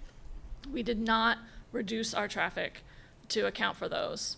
We also did not reduce our traffic projections for any pedestrians that might use the retail or the restaurant uses because it is in an excellent place downtown. If we distributed these trips on the adjacent roadway system per census data, ready to work from the most recent census data. Next. So the primary impact of traffic on the roadway system is at Maple Street and Hobart Street. This intersection does experience existing delays and queues during the peak hours. There will be some increases to delays with the addition of site-generated trips, but they will not generally be excessive. Most of them are not noticeable. Whether it can change day to day. If you're out there, like a Tuesday might be more impactful than a Wednesday. You're not going to notice the addition of these site-generated trips. At max, 1 to 2 vehicles added to the longest queue lengths. So we can mitigate the overall intersection operations with timing changes and adjustments at the signal of Maple and Hobart. What we would prefer to do is adjust those post-occupancy with representatives of the town to do that in real time, just to see what the actual impact of the development is and mitigate it in that way. There are no changes in delays or queues outside of Maple and Hobart intersection that will be noticeable to the public. Next. Also, the applicant is proposing several trip reduction measures to reduce single occupancy vehicle trips to the site. The electric vehicle charging station, the reduced parking supply to just meet the level of demand with the shared parking analysis, sidewalk connectivity and ADA improvements, as previously stated, the bicycle racks to enable people to travel around town and go on the rail trail, provide transit maps and schedules to all residents. Hopefully a bus route will come back to Danvers. I know the one that was the closest to the site is not operating currently, but I understand that there are some negotiations happening on that. Providing a ride share, pickup and drop off location, and on-site amenities such as self-storage, the laundry, the gym, the concierge will all enable people to just come and enjoy their apartments and not have to make a lot of single-use trips. The last slide I have is transportation mitigation is more than just vehicles. We are maximizing sidewalk widths, curb extensions at the crosswalks to reduce crossing widths for people on the new crosswalks, protected on-street parking. On-street parking also protects pedestrians from the through traffic on the streets. Eliminating curb cuts, as was previously said, there's so many curb cuts in this area, and head-in parking directly from the street. Those are all going away, and that is eliminates a lot of conflicts along all 3 roadways. And then to update the signal timings at the intersection of Maple and Hobart. Overall, this traffic generated by the new trips generated by the site can be accommodated on the adjacent roadway system without a significant impact to the adjacent roadway system. I know you probably all have questions for me. Let's start with you, Lou. Questions on traffic? Yeah, I guess just a question, and I think you may have already mentioned it, but with respect to, so would part of the traffic plan be involved with changing sort of the, changing the current lights or changing sort of the, or some sort of recalibration? Yes, we would recommend that be a condition, if the board chooses, to have the applicant's engineer go out with the town and at a certain level of occupancy and see if the timing of the intersection can be changed if there are any noticeable impacts. Okay, got it, okay. That's all I have about traffic, Jim, thank you. Thank you. Jean, questions on traffic?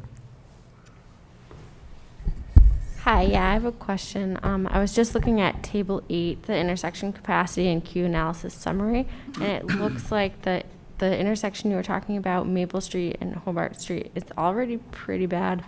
And then with the no build, it gets worse, and then also with the build, it's F, and then with build and mitigation, it's F. So it looks like one way or the other, it's going to be bad anyway. So is there something that like the town can do in working with you guys to make it better so that it's not worse regardless of what anybody does?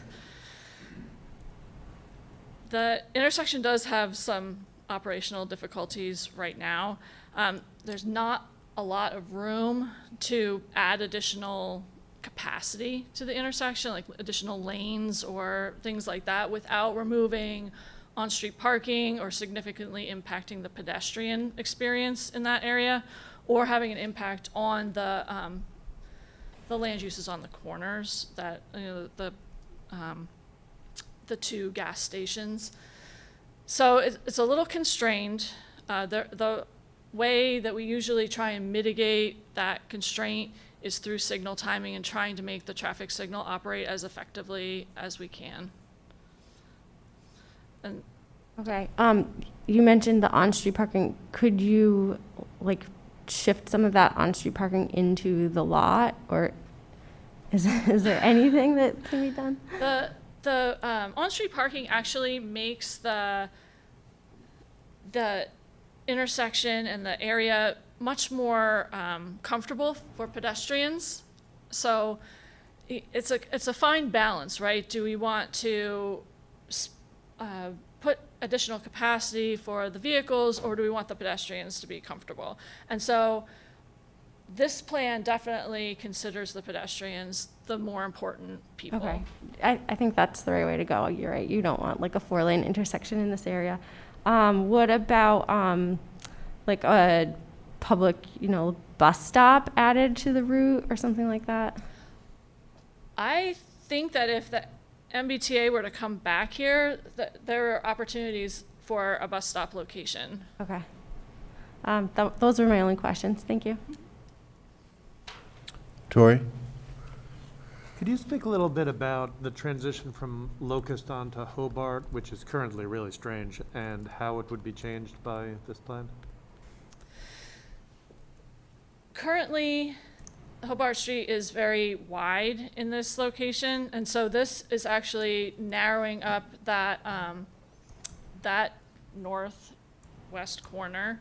It will require vehicles to slow down as they cross from Locust to Hobart, but it's still in alignment.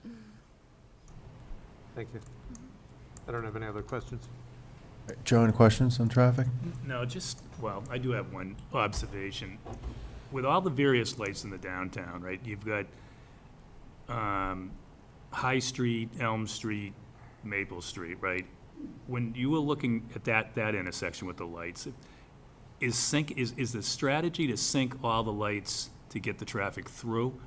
Because it backs up, people get frustrated coming through the town at certain times, not all the times, but certain times. And it seems like that particular light will set everything in motion.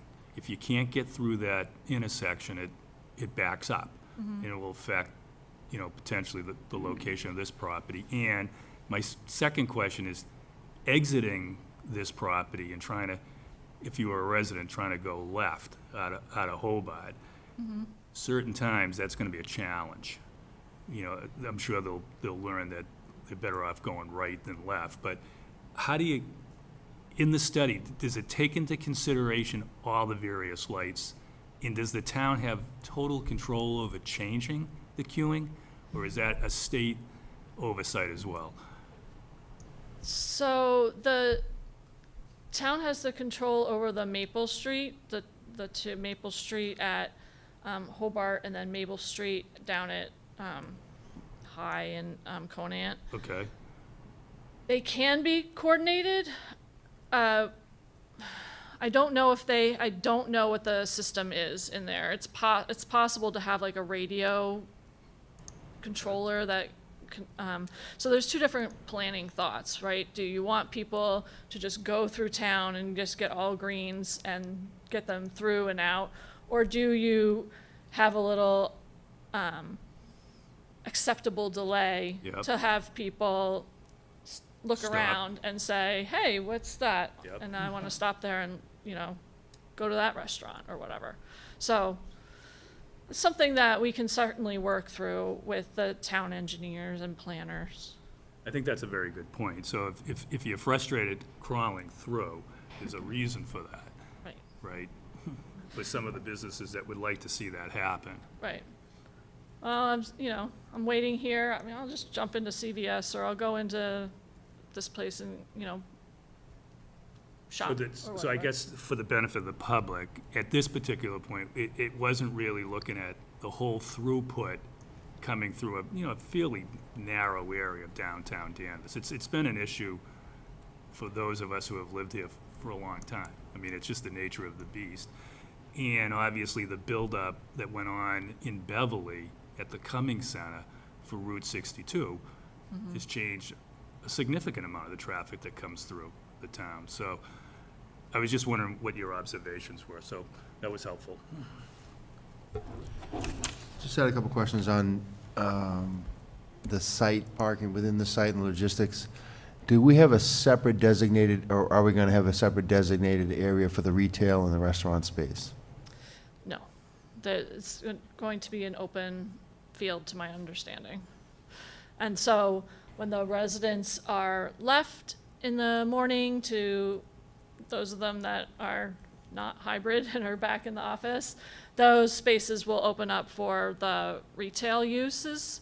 And the residential, the way the shared parking works is that that those spaces become available for the other uses besides the residents. And then the retail shuts down, those parking spaces are able to be used by the residents.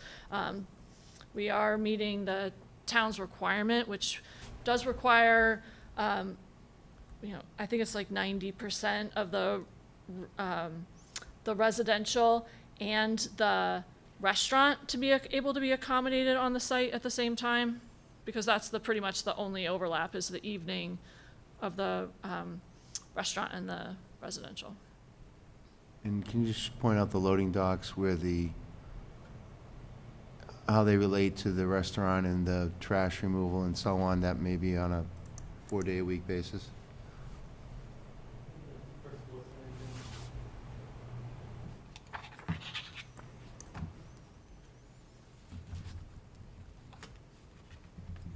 Way back. Just a moment, thank you.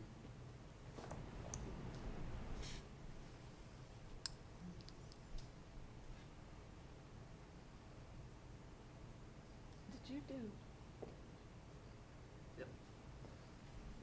So, my understanding is they're in this area, correct? Yeah, so again, Scott Cameron, I can probably speak better to this. So the gray is the kind of the back of the house. So that's your loading area for deliveries coming in. That's your waste coming out. It's your sprinkler room for fire access, and there's emergency access there too. And wrapped around that is the yellow, that's the restaurant and retail spaces. So they have their own dedicated quarter.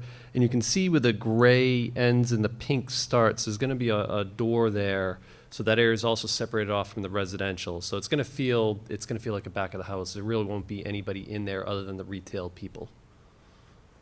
So I guess I'm just concerned as to deliveries and large trucks or box trucks that are servicing the retail and the restaurant space. Are they going to be certain hours or times that they may come or not come? If there's a larger truck, those are, especially for the restaurants, so they almost always try to get those in and out early in the day. The garage doors themselves are designed to accommodate a large box truck to be able to back in. Okay. And then they can either, there's area in the ramp leading up to it, to just park there if the nose of the truck is hanging out a little bit, or, because they can go all the way into that space. So, Okay, so we'll have signage at the next meeting as to how everything's gonna flow and wayfinding sign and so on. In the amenity space, there's no parking projected for that space on Hobart. So that's gonna be, the idea is that if people wanna, I guess the idea is we're gonna attract the rail trail folks and so on to use the food space there. There's gonna be a restaurant there also, or minor restaurant, some type? yeah, so currently, so Betty Ann's was mentioned earlier, right? Yeah. They have 3 parallel spaces in front of that property. People park across the street, kind of catty-corner across the Charter at the public lot there. And they probably park at the Freight House now, is my guess, if they want to venture in when it's dry. But we are anticipating a lot of walk-up traffic. It's designed for that. Obviously, that's seasonal here in New England, but people going out of the house in general to go pick up stuff these days is seasonal. So the idea is that there is that overlap during the day. The residents are out. The retail can then use those spaces, and we haven't quite vetted if we're going to sign them or restrict them. Right now, it's just planned to be open, and there is some property management that goes into this long term. But on the space across the street, on the Hobart, there's no parking there? There are parallel spaces along Hobart. Just on Hobart, but not on the 11,000 square foot space itself? Correct. Nope, that's all pedestrian and intended to be for a park. So are we gonna maybe sign it or encourage people to park at the public space versus the residential space? I think the street spaces are naturally going to function like they do anywhere else in the downtown. So morning you're coming in, maybe you're getting a coffee, and that's an option there. You're gonna park in front, you run in, you say hello, and you leave. That's my commute in the morning, going to Kathmandu. Same thing at lunch. Okay. If you're in the downtown, you're probably gonna walk. So where it bumps out, where you're kind of narrowing the street near Charter, Yep. that's not a parking space? No, we're eliminating, that's where you can park now, and that's one of the problems with that intersection, is you're following somebody through the intersection, and they just stop in front of the convenience store. And then you're kind of How stuck. many public parking spaces will we have up leading to the gas station, I guess, in front of the new amenity space? So there's 5 parallel along the amenity space, and then just on the opposite side, there's another 8. Okay. Okay, that's all I had at this moment. Thank you.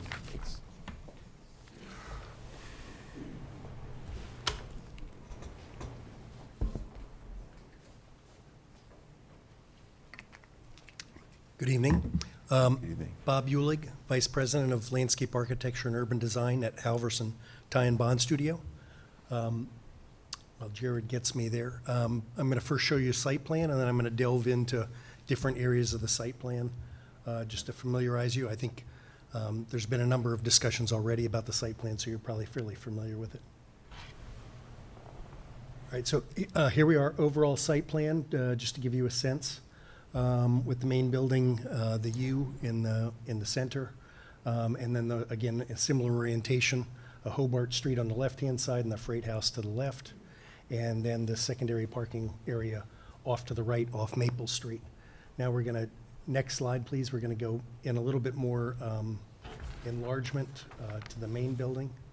So as discussed, I wanted to point out to you As we've talked about, we've kind of got this bump out configuration at the corner of Hobart and Maple Streets. And that idea is twofold. One is to kind of narrow the visual width of the street to make it a more pedestrian-friendly street. The idea also is we've tried to maximize the amount of street trees that we've gotten on the street. So we've got a rhythm going where we've got street trees, and then in between those street trees, we've got street lights. So the idea is to really extend the character of downtown Danvers out to this site. And so we feel like we're making a dramatic transformation given the number of street trees that we've placed along here and the number of street lights. And again, along Maple Street, we've tried a different approach than we have along Hobart Street, just a little bit different a rhythm, where you'll see we've put trees in pairs and in triplets at the corners to kind of create a real impact at the street corner, which right now is quite an expansive pavement. So we think you're going to see a huge differentiation in terms of the character of the street and then cooling of the street with the amount of street trees we've got at the corners. Then you'll also notice on the backside, we have yet to talk about that space, but we've got a tenant amenity space on kind of the upper side within the U of the courtyard. There's a natural diagonal created from the main entry at the corner of Hobart and Maple Street, and we wanted to acknowledge that kind of, we're showing it with kind of a differentiation in paving to welcome you in from that main corner and then have that carry out through on the backside.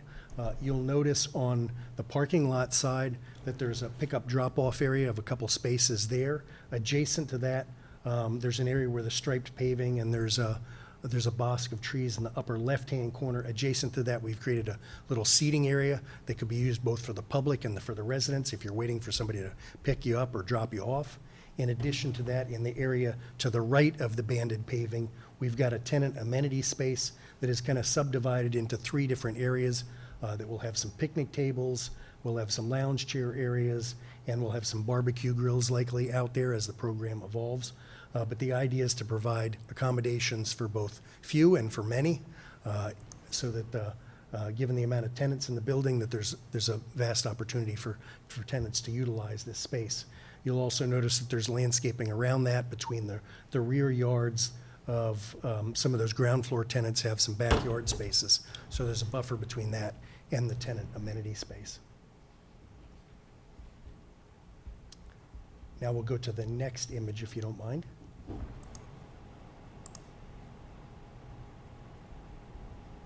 Now going to the secondary parking lot, I wanted to identify, again, along Maple Street, we've been sure to set the parking lot back from the Maple Street, so we've got a solid buffer of vegetation along that edge so that you're not looking so visibly at the cars.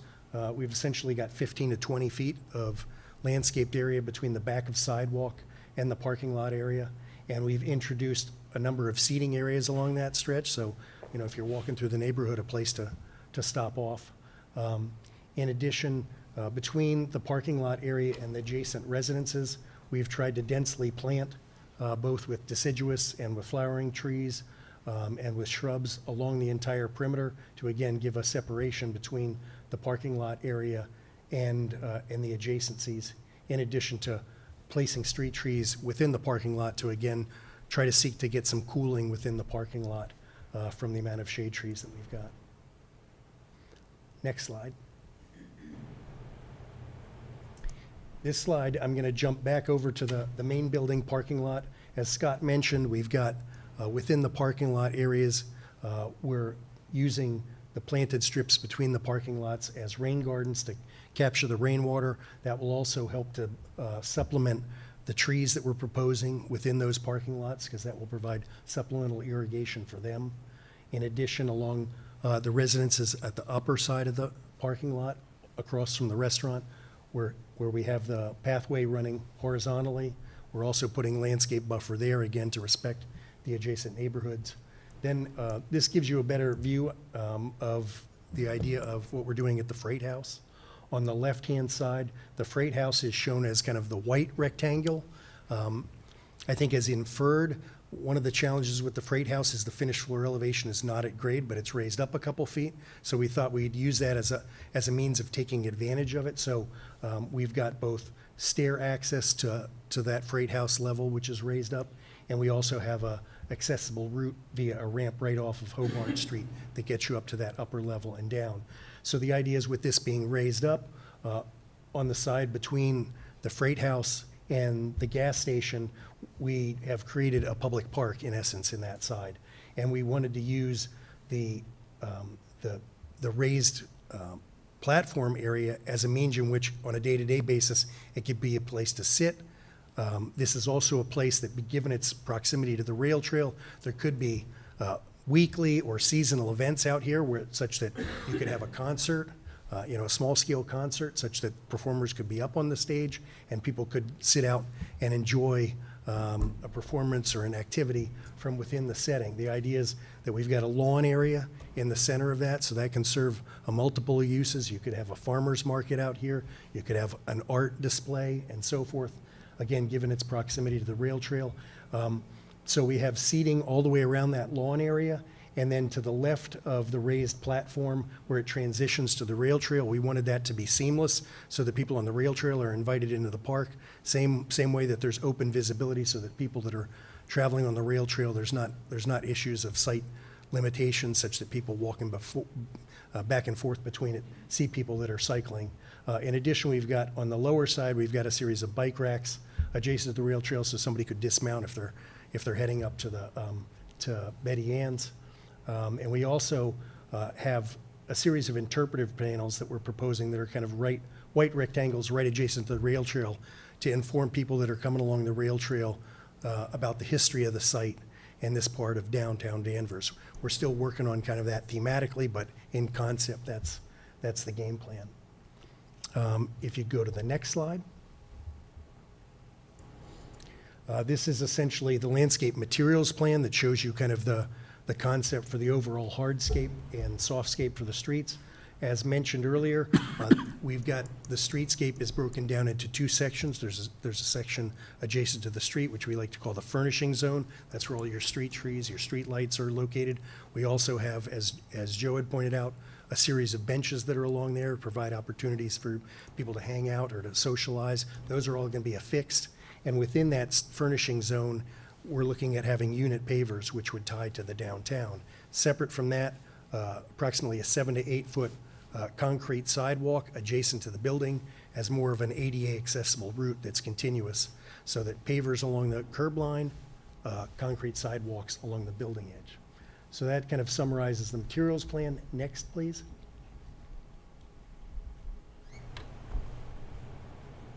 We wanted to show you a couple of images of what we were thinking about. So in the upper left-hand corner, when I talked about unit pavers along the curb edge, we were talking about having kind of a blend of unit pavers in different colors there to provide an attractive pattern to it.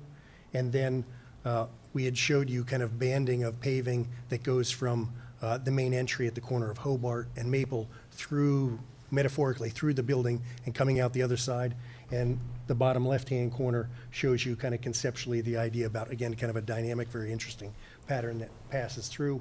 In terms of street trees, in our experience, kind of putting street trees with curbed planters that have exposed soil where the soil's not getting compacted is the best way to get healthy street trees. And so that's kind of what we're proposing, that look and feel, as you see on the right-hand side, raised street trees with ground cover in them, kind of in alignment within those furnishing zones. Next slide, please. Also, in terms of the type of elements to be found within that kind of public realm of the streetscape, looking at bike racks like we show in the upper left-hand corner, an ensemble of trash and recycling receptacles along the streetscape, and then a series of benches. The back benches will be probably located in the freight park and in the area adjacent to the parking lot off Maple Street, and then some of the backless benches on the streetscape adjacent to the site. Next, please.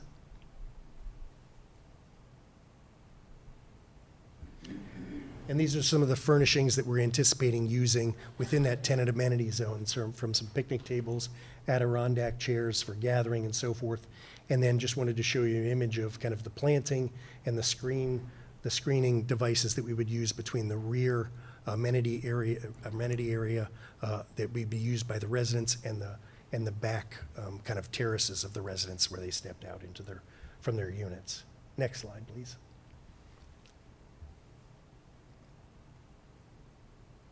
And then jumping over to the freight park, just to give you kind of some precedent images of what that would be like. Again, this idea of the images up on the upper part of the ability to use that kind of stair as a place that people could sit. Also to kind of give you a sense of the scale of, you know, if you've got the commercial retail on the upper level and then the park transitioning down, what that would look and feel like. Lower left, kind of the opportunities for gathering in that space.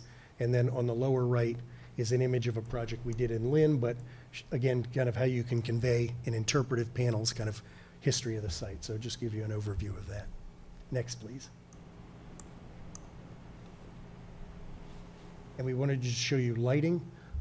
So 2 different light fixtures, all with full cutoff, so we're respecting the dark sky and not having light trespass onto other properties. The upper images are of the street light, and the lower images are of the parking lot light. Next, please. And this just shows you a preliminary kind of plant list of the different species of plants that we've got. The green on the right-hand side shows you kind of the number of kind of percentage of native species versus we've got a couple other ornamental species that we've incorporated in there for flowering purposes and so forth. Next slide, please.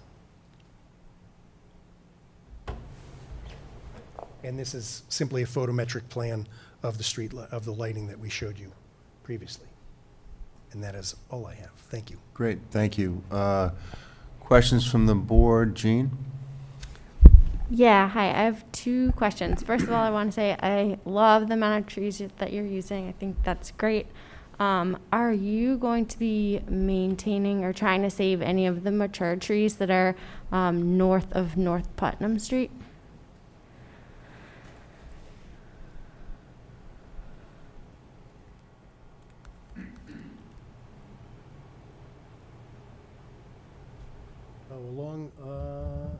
Scott, what do you recall on that? Do you know?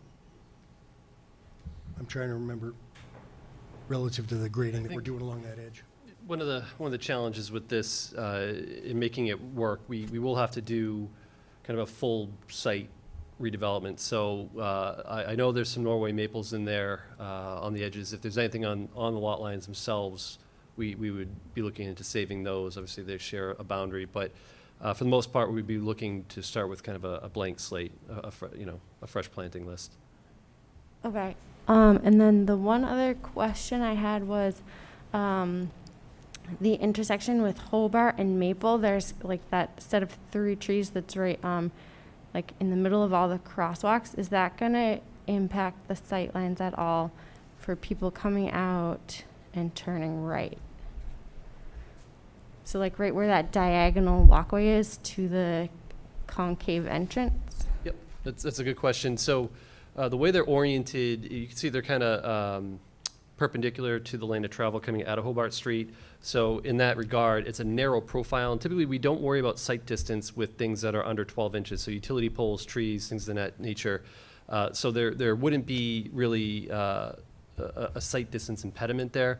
And I also want to point out that the stop control, the stop line, the stop bar, and the lighted intersection, you would be controlled there. So if you're crossing traffic, you've got the green light, and if there is an interface issue with that traffic, it might be somebody illegally going through the light, which could potentially happen, but it's a lighted intersection, so safer in that regard as well.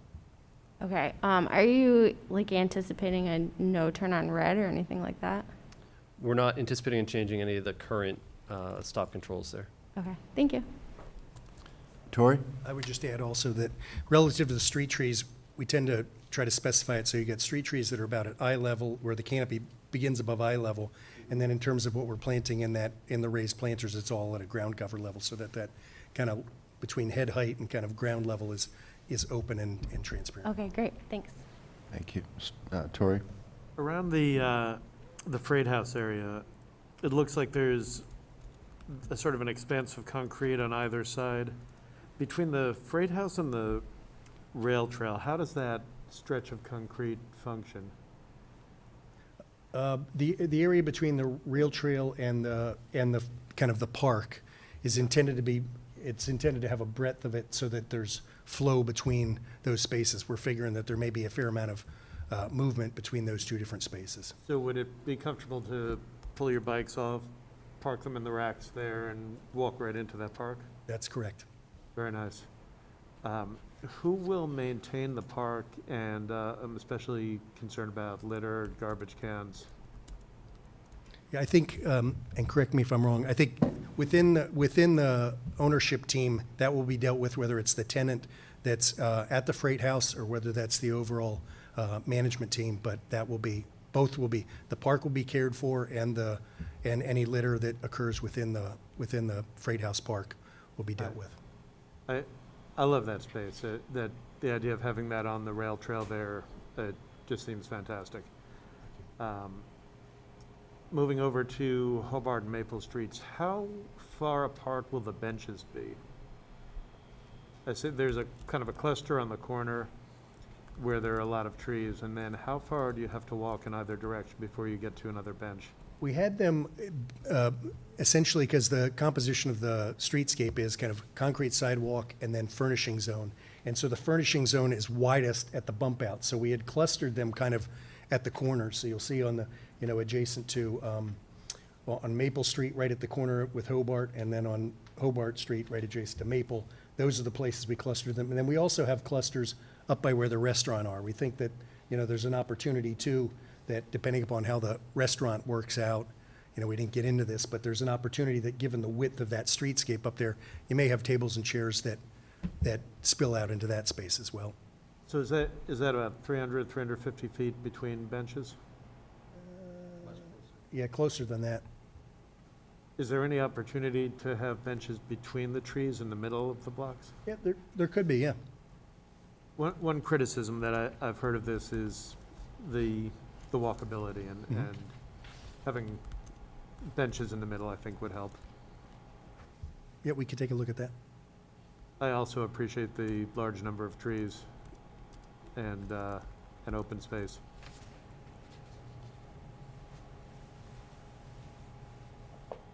Those are my questions. Thank you. Lou, do you have questions on the landscaping? Yes, I do, Jim. Thanks. And again, I just want to echo what I think some of my fellow board members have said in terms of the really appreciate the both in terms of the amenity space around the freight house as well as the number of trees. I think that's really, it's particularly in close proximity to the rail trail. I think it's really I think it'll be a great addition to the area. I think the private amenity space looks good as well, in sort of in that U-shaped area behind the building. Just a couple of questions in terms of the what types of trees would be planted. So, especially since there are a large number of trees, are these trees that will ultimately grow to be quite large, or sort of what are they? What sort of trees would be anticipated to be planted? Yeah, I think we hadn't got into the specific species. We kind of gave a plant list, and with the idea that partially it's an availability issue right now, so that depending upon what's actually available at the time. But I think our intent was to have, large-scale canopy trees. Probably in streetscapes like this, we've tended to pick species that are more what I would refer to as fastigiate, which is they don't have as broad of a form, but they have a more upright form. Sure. And so we would kind of favor that direction. And we've tried to mix in, we don't tend to think of all one species on one street, to avoid monocultures and so forth. So we would probably mix species, anchoring similar species, maybe at corners and so forth, and mixing up the species along the breadth of the street. Okay. Okay, that sounds. And in terms of some of the hardscape areas, especially around like the, around where the rail trail is and near the rail shed, would we be looking at, again, sort of the, pavers that allow some water to permeate versus concrete or just regular, hot top? I think we were looking at using unit pavers, and I think we're still in discussions about how many of those unit pavers, how much of those are pervious versus impervious. But we were looking at unit pavers around that rectangular lawn area, and then the transition when you go from both to the rail trail from the lawn area and you go to the sidewalk on Hobart Street, transition to more concrete sidewalk as a kind of a marker as to what's kind of public sidewalk. Okay. And in terms of in terms of the parking areas as well, are the parking areas, would that just be using traditional traditional pavement, or are you looking at some sort of more more permeable material too, or incorporating pavers at all there? I think within the parking areas, we're looking at asphalt, kind of between curb lines. Okay. Got it. Okay. Let's see.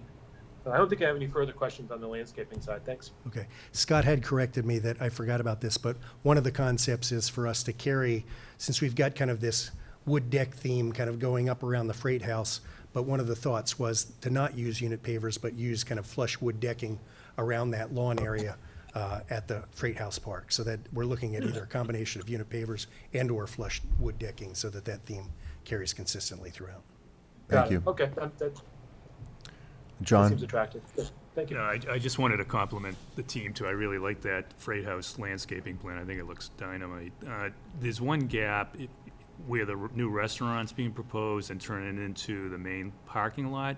Is there a reason for that? Is that where the patio's gonna be for the restaurant? As you see, if you come across Charter Street there's nothing there. Is that by design? That gap? It's a great question, and it's a combination of my fault and the need for power. But the utilities are going to be brought in from the overheads on the rail trail. That's got the power supply for this project, and it's going to come up Charter Street. You can see the gray box in the top left of the parking area next to the red car. That's a switchgear box. We just don't have another way to get power into the site. So that corner, there's going to be a lot of buried electrical conduit. There's also electrical conduit in the street already on the side. The one good thing is, though, no overhead wires being brought up to the site. This is going to be dropped at the rail trail underground up to the site. So that's the reason why there's no trees there. Thank you. I'm all set, Jim. I just had a few questions. Can you go over the snow storage and snow removal? So if you get the overall site plan, Jarrett, might be a little easier. We tried to pick the obvious push areas. That was good. You could use that illustrative. Yeah, the illustrative was good. Go back to that one. There we go. I appreciate Jarrett running this tonight. It's quite amazing we're able to do this. So on the very top part of the plan, right in the middle, you can see that's kind of a push area for all the aisles. So we have most of our snow storage pushed out to that area. You can see there's a grass strip between the edge of parking and then the trees that are more on the along the lot line. So that's the big push area, and that will be able to pick up most of the parking area. Can you just show it for the Can you highlight that with the cursor, Jarrett, so you can see that? Yep, right up in that area. And then on the secondary parking area, it's a similar thing. In the top part of it, you see that big grass buffer. We allowed an area that they can push the snow up into that area. Everything else would be removed through more hand-type equipment or smaller Bobcat-mounted type equipment that the town would use for all their sidewalks to clear those pedestrian areas. It just seems like a lot of pavement to be pushing all in just those two areas. If you had a 3-inch snowstorm, when do you reach the point where you're going to, truck it off? I believe, and I can't recall for sure, there's a snow pile height limitation. There is down at the, well, we use it at the mall. Where's Nancy? I believe typically when they start, 8 to 10 feet, you're Yeah, going to but start here to it's, go. it seems like the distance from the building bottom Yeah. to that green space all the way up there, pushing everything in that one area. So they would have the same constraints that we would have anywhere else. Their options are to haul it off, which we do see. There's a couple people downtown that have all the equipment to do that, and they do manage a lot of the properties downtown. So they could haul it off. The snow melt technologies are becoming more popular as well, where they just come on site and they'll just melt it, and it goes back into the storm drain. So there's a couple different options there. They could also move it on site. On the secondary parking area, there's a large grass area there that they could stockpile snow there if they needed to move it with a loader.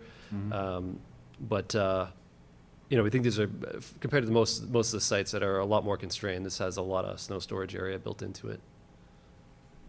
Just focusing on that secondary parking lot area, all that green space, what is the width of that green space? Do we know the width and the length of it? I don't have hold on, I don't believe I have an exact dimension. I know, so the parking spaces are about 20, and that green space on the north side is about 2 parking spaces deep on average. So, we're talking about 36 to 40 feet of green space there on the back side of that parking. It's a little tighter along the, I guess, the northerly side. There's a retaining wall there. There would be a fence and rail there. Belonging to all the residences, you have 40 feet on the north side, and it narrows down to around 15 feet right on the inside. Jared, if you can highlight that, the dwelling that's right on the corner. Yep, right in there. So I guess my question is, in the non-winter time, could we utilize that green space for more amenity space, whether it not fixed, maybe movable picnic tables or some type of amenity? Because you've got a lot of lawn area over there, and we're trying to encourage, some amenities on site. Not that you would bolt them in because you got to get them out of the way of the snow, but could some thought be brought to that? Absolutely, we can look at that. We'll see if we can come up with some ideas. Okay. Space.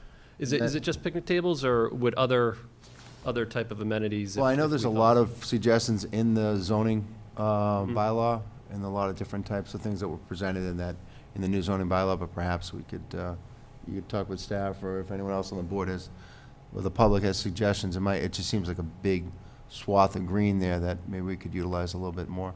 Yeah.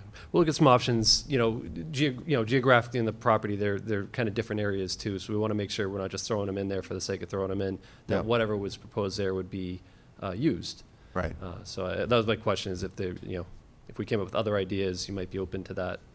I mean, you've got primarily studios and 1 bedrooms, but you do have some 2 bedrooms and a few 3 bedrooms, so you may have some children there. So maybe some type of child amenity. Playground, not, small scale. Questions on the street lights. If you could just go back to those, what's the height and on the specs? I'm assume they're LEDs. They're pretty modern. I'm just wondering how they would mesh with the existing streetlights in the area. Some of these locations, like for example, if you're driving down Water Street and you go over the bridge, you'll notice kind of a more antique type light around the Dunkin' Donuts, and I'm just wondering how they would flow and look. They're very sleek, obviously very modern, but with corresponding town of Danvers lights around it, how are they going to So look? these are, I think, a 15-foot mounting height. It's interesting, when we were looking at the photometric requirements are very strict in Danvers, such that a lot of the historic light fixtures that we were looking at don't actually meet the requirement because they do have some light throw beyond it. This was one of the few, because of its kind of true cutoff nature, actually met it. And we tried to pick ones that were that, so to speak, were more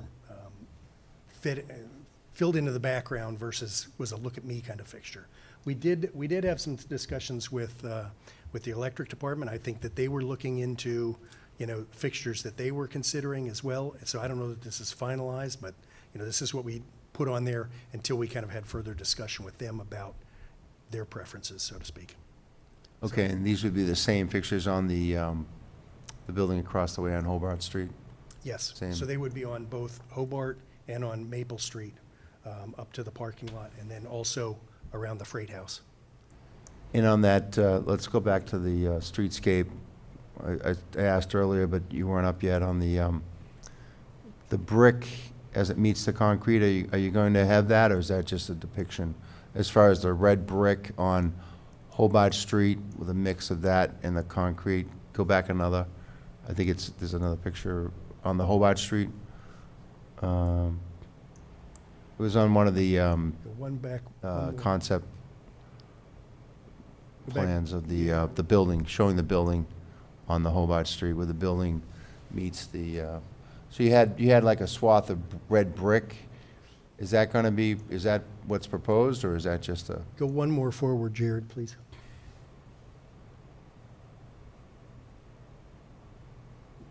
It actually showed the building elevation. I There you think it, You mean on the ground level? yeah, yeah. Yeah, so it's shown fairly light, but, So that's all gonna be brick? this would be the unit pavers, like within this zone right there. You could see the defining line between where the concrete, that's building face, that's concrete sidewalk, and then between there and the curb, that's all pavers. And then it would do the same, wrapping the whole way down to the Is it street. gonna be the size of a red brick, or is it gonna be? Yes, yeah, it'd be probably a 4x8. And are you gonna have Cape Cod berm?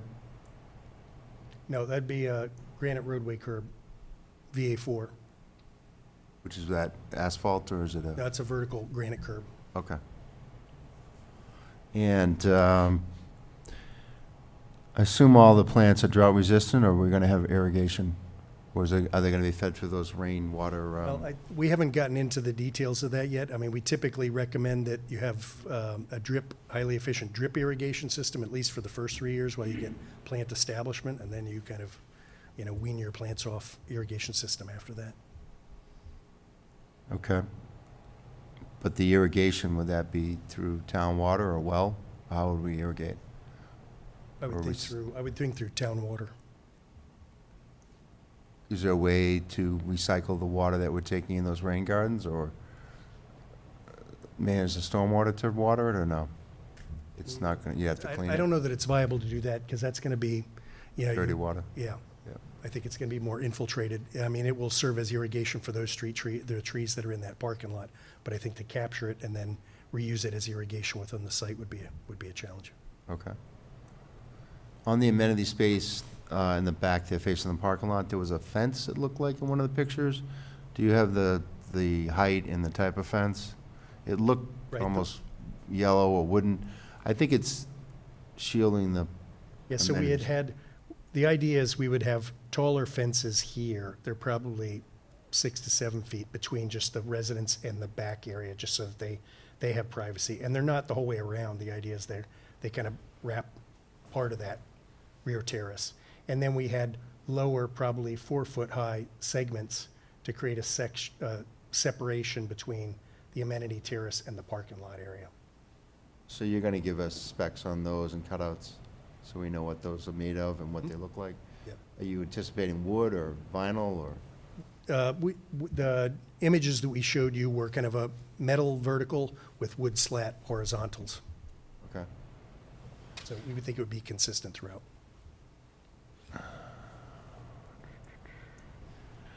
Okay, that's all I had at this point. Okay, thank you.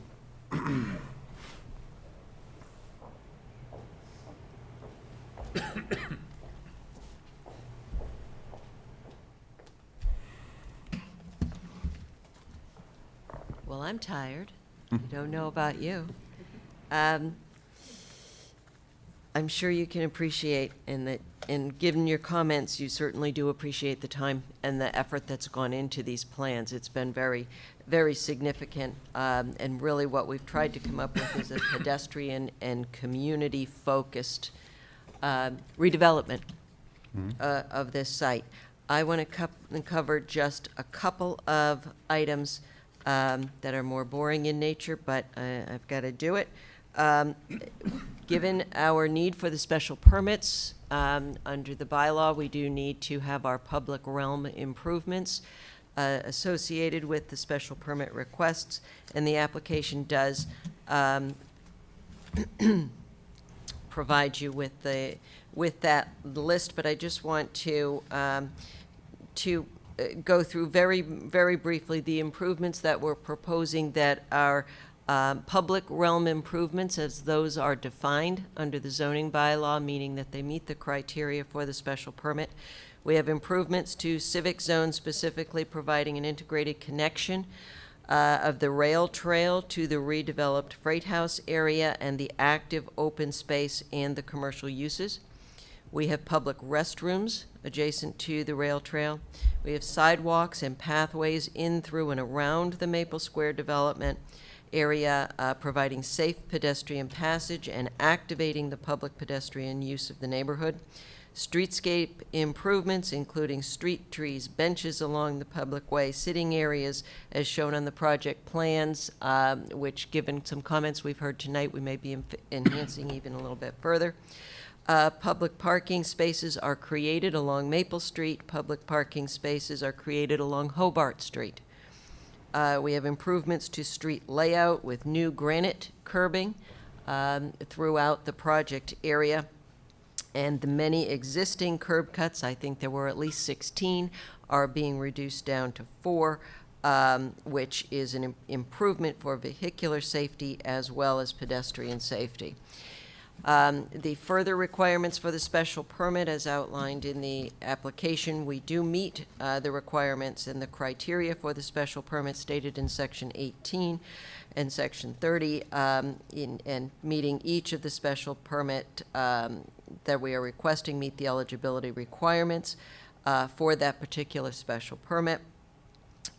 We have meeting the social, economic, and community needs are served by the Maple Square project as provided with the variety of housing options that are being provided, the new affordable housing units, 30 in fact, first floor commercial space, restaurant space, retail space, reuse of the freight house, integration of the rail trail into that new public open space, and adequate safety of traffic flow, access, parking, and loading areas are all provided on the plan and enhanced through the traffic mitigation measures that Liz reviewed with you. Adequate utilities and other public services are provided as demonstrated on the project plans and the technical information. Maple Square will have a very positive impact on pedestrian comfort and safety and will provide safe and attractive pedestrian connections that do not exist today. Maple Square will have a positive fiscal impact on the town and the tax base. And as requested, the project and the special permits and waivers associated with the project request will benefit the neighborhood and the downtown as a whole. By allowing a redevelopment of a long derelict area in a manner that's that's attractive and financially viable, which is, of course, an important aspect of any project design. Maple Square has been specifically and purposefully designed to meet the intent and purpose of Section 18, Section 22, and the zoning bylaw generally. And with that, we would be happy to answer any questions. Thank you. Before I open up to the general public, Gardner Trask is here, Selectman for the Danvers Affordable Housing Trust. If you could come up, Gardner. Thank you.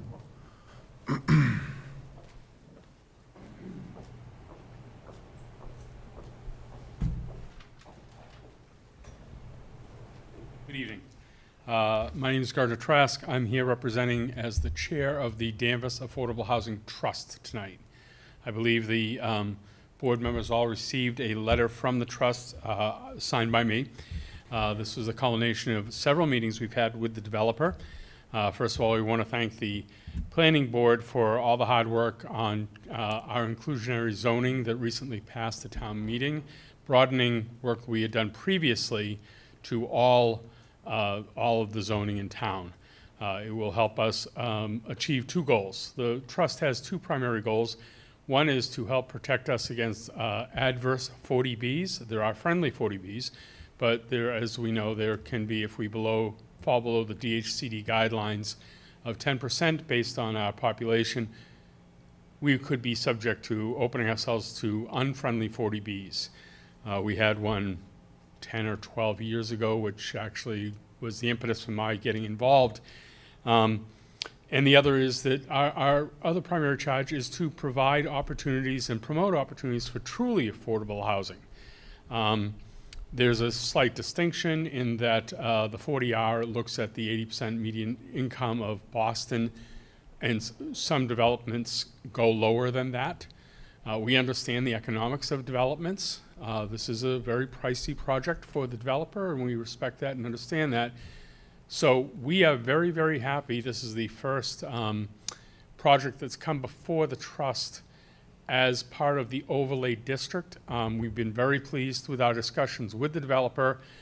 They have embraced the overlay district requirements. They've already engaged inclusionary housing specialists to help in the work they have to do, including developing the housing production plan or the affordable housing plan. So on behalf of the trust, we just wanted to come and say, we have reviewed the project with the developers in at least 2 other meetings. We are still engaged in opportunities for promoting even more affordable opportunities, whether it be increased number of units above the 30 that they're already going to provide under the bylaw, or in lowering some of the thresholds, and we're still in those discussions. Nonetheless, meeting the 30 is a tremendous boost to the affordability stock in Danvers, and given the 2020 census, which is soon to be certified, it will again keep us above the 10%.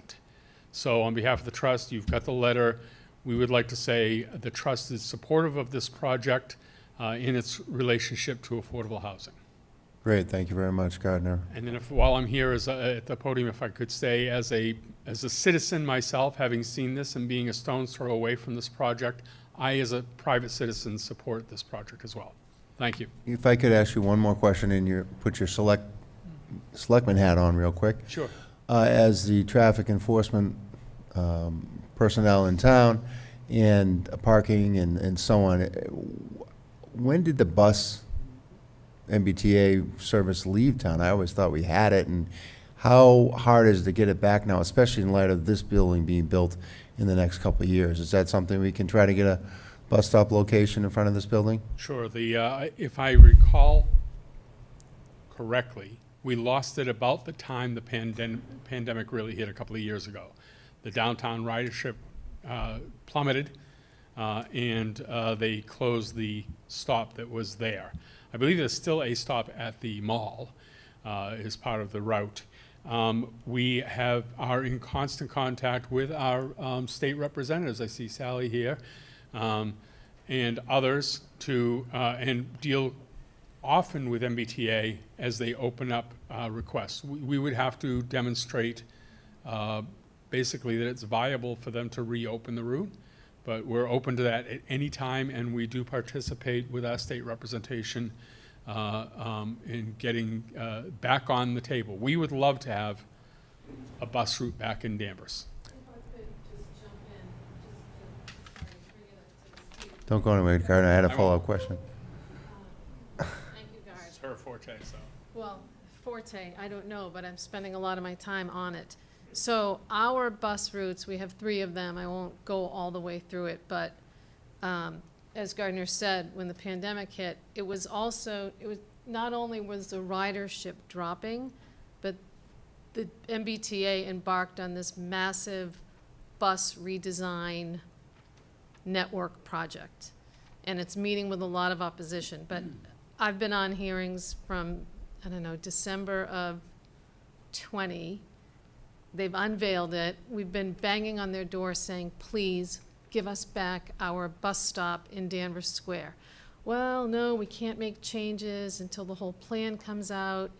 So the plan is out, and we're now sort of going to work and continuing our efforts to get them to put back a stop in Danvers Square. So looking at this plan, obviously, it would be great to have, I think you're suggesting perhaps a second stop. There are also discussions about establishing a connection between North Shore Community College up on Ferncroft Road and other parts of the North Shore. So that would also be in keeping. So working on it, and happy to be, in contact to move this along. So I don't want to launch into my opinions on everything else, including the lighting. I hope you can mute the lighting. Great questions from the board. I want to thank you. I know that you've all worked exhaustively to get to this point, and so hopeful, worried for the neighbors on the adjacent areas, and hope that sound and lighting can be kind of, you know, let's think about the people who live there now, and noise. So, with that. Thank you.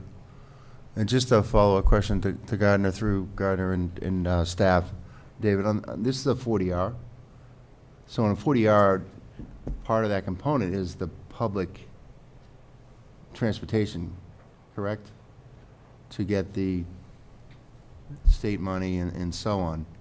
So if we don't have the public tie-in transportation-wise, is that going to affect us? Oh, yeah, I see what you're saying. Not having the bus route?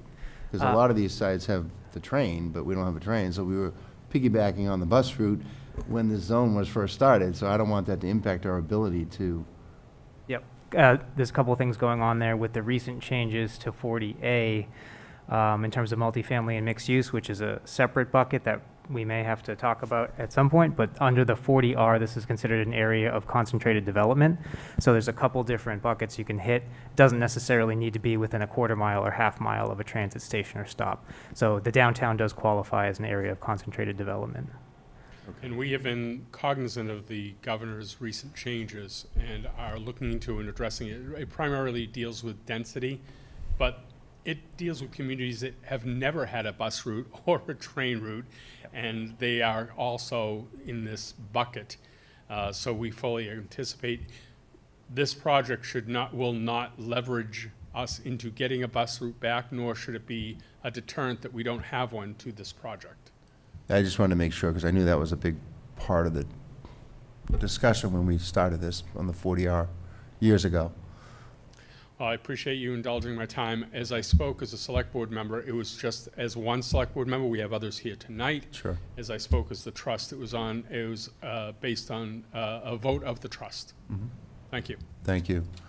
So at this time, I would invite the public to ask questions. Again, we're going to have you identify yourself and your address, and just if we could try not to be duplicative in the questions, and if we're going to concentrate on certain questions, questions will be to me as the chairman, and then I will ask the applicant and her staff, if you will, of experts to answer the question. So who's up first? If you would please come to the mic, identify yourself.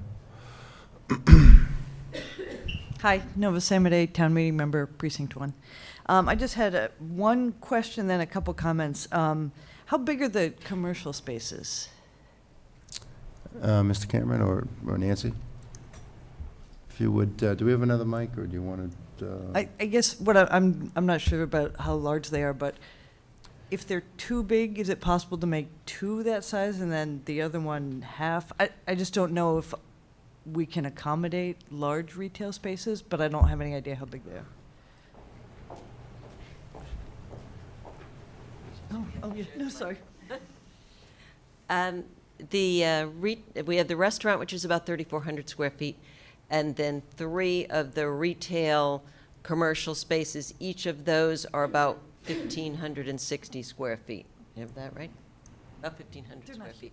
They're not. Okay, good. All right, that's all on the question. And just a couple comments on the, so there'll be a trash for waste, like a bin, dumpster, I guess, for waste, and then one for recycling.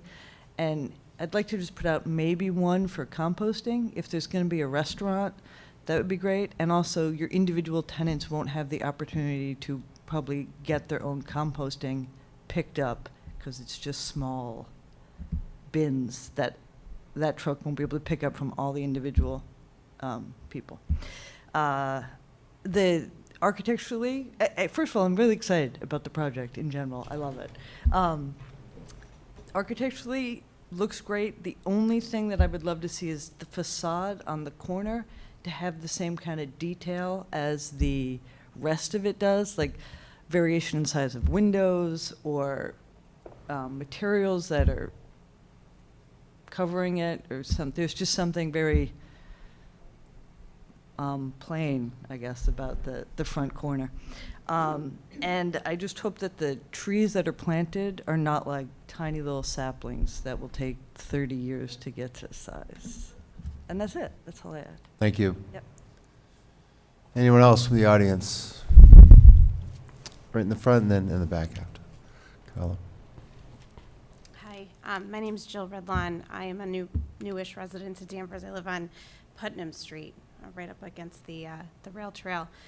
And so as a newer resident, this is all brand new to me, so this has been very informative and detailed, and I appreciate everyone's time. So as someone who lives pretty close to this, just a couple of questions. One, how long of the build would be if this is approved? And then I guess maybe more just comments about, of course, noise and lighting. I would echo what the state rep had mentioned about just kind of if there's any sort of dimming when it comes to the extra parking and all of that. And then the last comment I'll make is just regarding traffic. So with the parking lot now having an entrance on Hobart Street, not a lot of people now turn left onto, or there's not a ton of traffic, it seems, coming from Hobart turning left onto Maple. And I know you said you weren't going to make any changes to the traffic lights themselves, but it might warrant some sort of turn only. I don't actually recall if there is a turn only to turn left onto Maple there, but if not, that should probably be considered just with the increased traffic. Thank you. Scott, go ahead.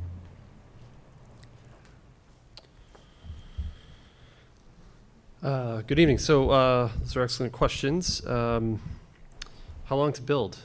That is an excellent question. If you've seen the news or been around anywhere in the last couple of years, supply chain, labor have been kind of hard to come by.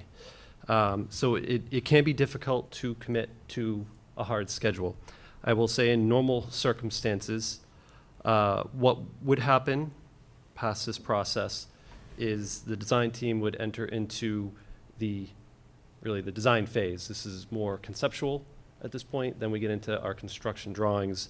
There could be anywhere from 6 to 9 months of time on that, getting those drawings together. And then there would be at some point a groundbreaking. From groundbreaking to finish a construction, there is a demolition process, which you could see sooner during the design process. That could start almost immediately as they're getting the site prepared to receive construction. So the buildings are coming down, they're going through their processes with that. Then typically we could see anywhere from 12 to 18 months of build time. The early part being the site work, and then once the building is up and buttoned up, really most of that starts to move inside. And then the last thing you would see is the finishing landscaping. And for example, North Andover, if you've driven through up by the airport anytime recently, there are 136 apartments being built in 3 buildings over there. That project started about a year ago, and they're just about fully framed on the last building. So we're about a year to get that's a much bigger spread out project built. And we're expecting about another 12 months on that before we're fully occupied, at occupancy. So roughly 2 years to 2.5 years to, worst case scenario to finish up. Noise and lighting from the parking, we don't have the site plan up, but again, a lot of we did orient the parking kind of behind the building. We did orient it in a manner where we had a lot of perimeter landscaping and trees and fencing to help buffer and screen from the noise. With these types of uses, especially on the residential side, you get regular people using the parking lot, so they're familiar with it. They're in and out. You don't often see people getting confused or lost, or they're kind of doing weird things, which you might see with more of a commercial type of project. So the familiarity helps with keeping the turnover regular and consistent. But you can see all the screening and the green space around all of it. A lot of focus too as we step down into the North Putnam neighborhood, which is kind of planned right. We get a lot more screening around that property. So that will buffer a lot of the noise and also the light. And then all the new light fixtures are designed to comply with the Danvers regulations. So when we talk about cutoff lights, similar to if you're driving down a kind of a dark wooded road and you have your low beams on, it's very distinctly cut off at 6 to 8 feet above you. As you see, and you flip on your high beams, you can see everything. The same thing applies with these downcast lights. They're very specific. They're cut off, so they shed light exactly where you want them. And we don't have any spillover off the property line. That's usually the standard. We want 0 foot candles is the unit of measurement for light. You want that to be 0 at the lot line. And we want to see anywhere from 3 to 8 foot candles where we want to illuminate. So between cars, people can see where they're stepping out of their cars, walkways, areas like that.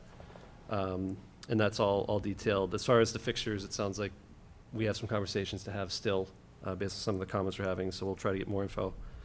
And then as far as traffic to and from Maple, we do currently have two-directional curb cuts on every proposed curb cut.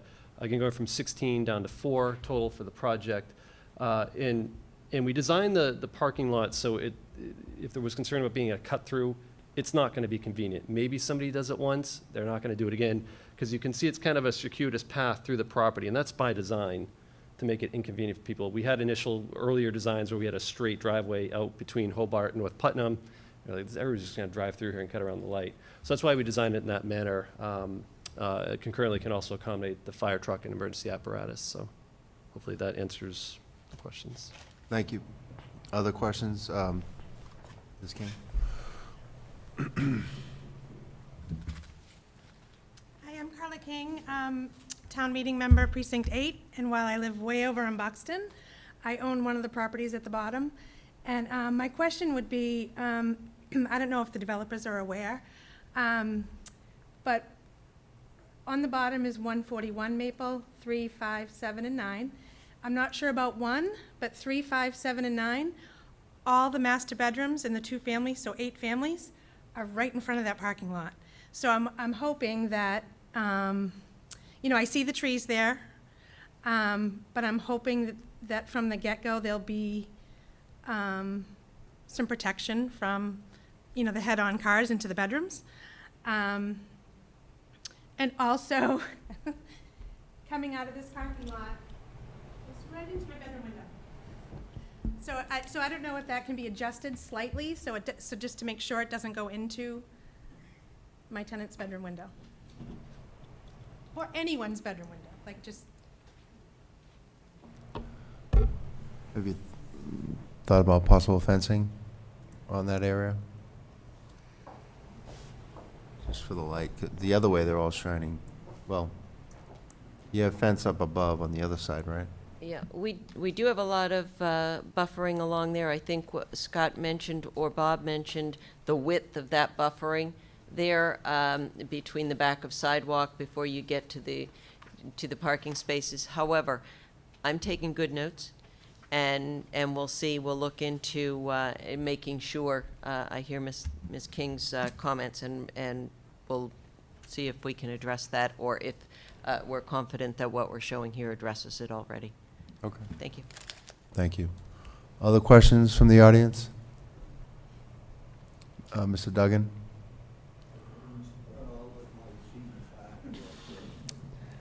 Mr. Bradstreet already talked once. We'll let you get in first. He's one of our biggest fans. Thank you, Mr. Chairman. Matthew Duggan.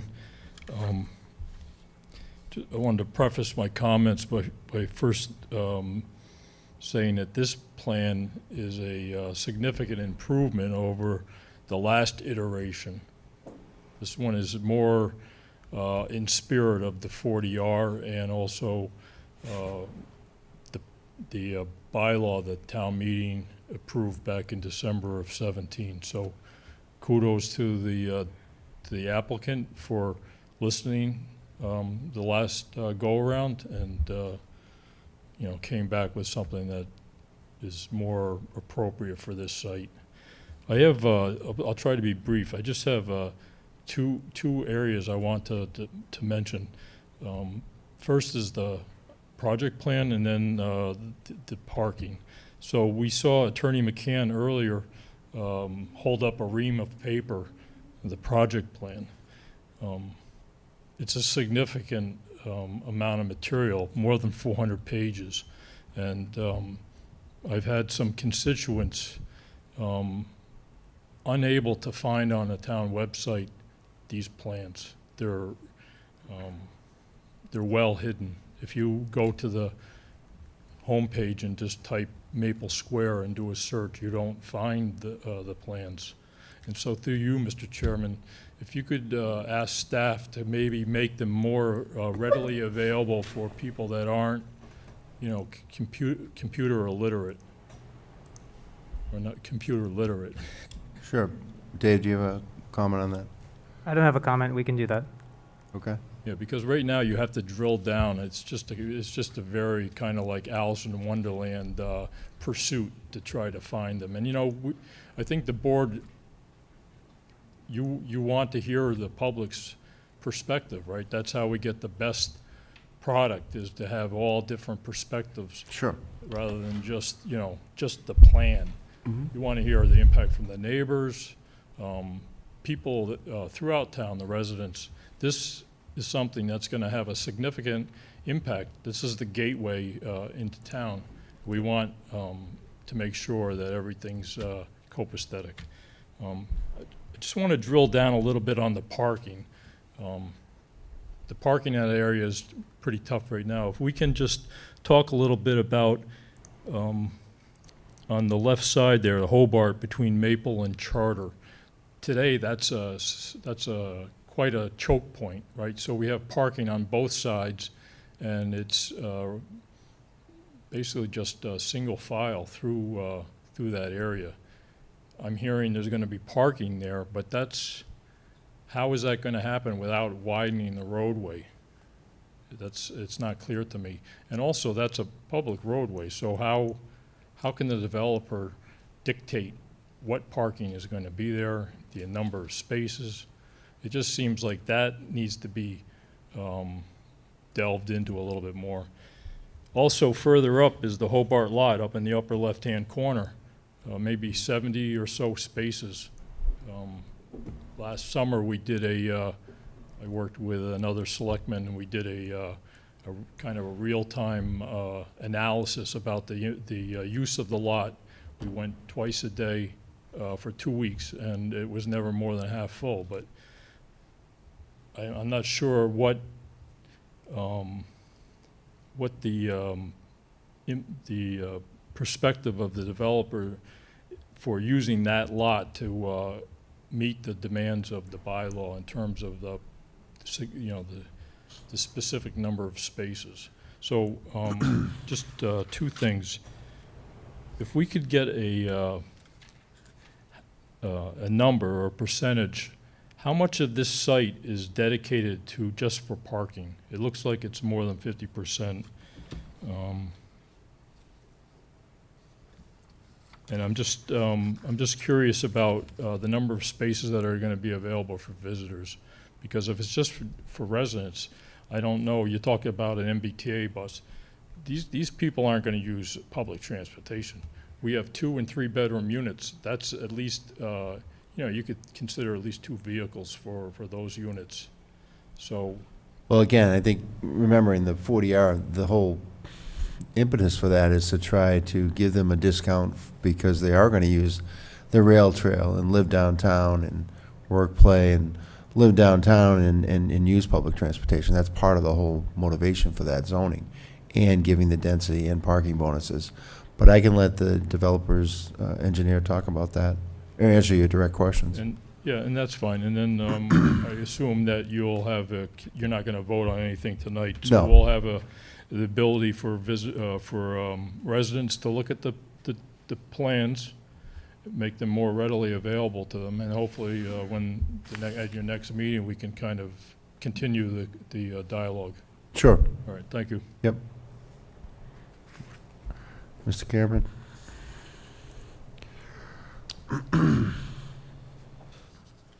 So you have a new bylaw.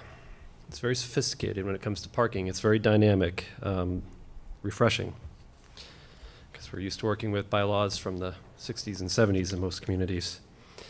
With regards to parking, we've been talking a little bit about the sharing of the spaces, and it's not It's not like we can say, all right, well, residents are going to leave at 7 a.m. on Wednesday and they're going to come back at 5 p.m. It's a little more sophisticated than that, and the zoning bylaw addresses that a little bit.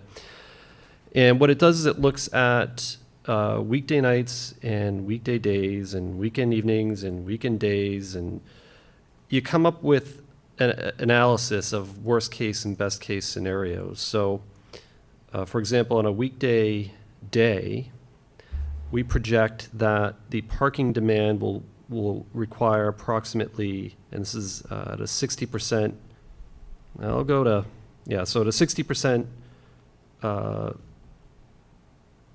probability, 106 spaces for the residential and 28 for the restaurant and retail for 133. So that's kind of on the low end of the parking intensity.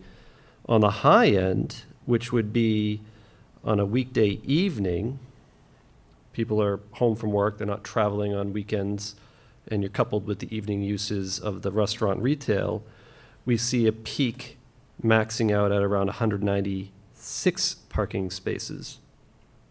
On this property, we're providing 202 parking spaces, so we're just over that worst case scenario. So the one I just called out was basically the 100%, this is the worst case retail loading and 90% of your residential. So that's how we come up with this. So we're very comfortable in that regard with the amount of parking spaces that are proposed in and around this site.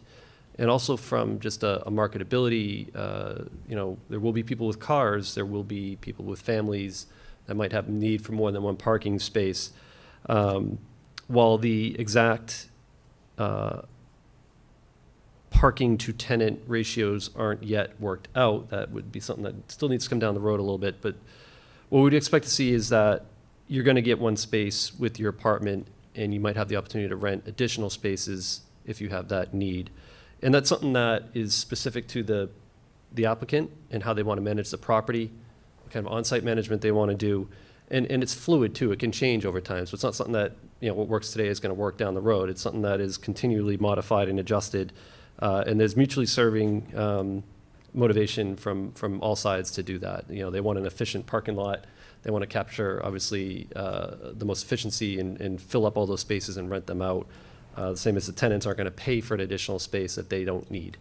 So we feel really comfortable with the parking that's proposed in this project, and it exceeds really the worst case scenario. With regards to the parallel parking, Liz was talking about this a little bit in her presentation, as did I, but if anybody's driven down Cabot Street in Beverly recently. Now, Cabot Street, it's a narrower street. It's only a 2-lane street through most of the downtown area. But it was previously parallel parking spaces, your travel lanes, parallel parking spaces on the other side. And it was just all open pavement. So you have an extra wide width of asphalt that a pedestrian has to cross to get from one side to the other. And it's really kind of a free-for-all. People can pull into these spaces various different ways. They can pull straight in, they can drive in they can take a right out of a side street and pull into one of these spaces. And it's kind of hard from an operator's perspective driving down the streets to predict that. I think we've all been in those situations where you let somebody out to take a right and they just pull, you start going and they just bang right into a parking space.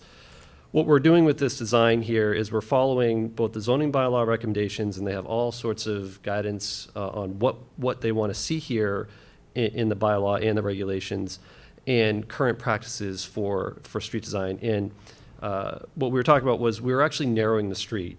Instead of having that full pavement width of parking space, lanes, parking space, we're actually building islands out around those so that you are forced to do a conventional parallel parking maneuver into those spaces. And we're accustomed to that as drivers in downtown areas. We learn pretty quick, if you're riding on somebody's tailgate in front of you, they might want to stop and make a back up into a space. There's going to be some honking. It's going to be the last time you do it.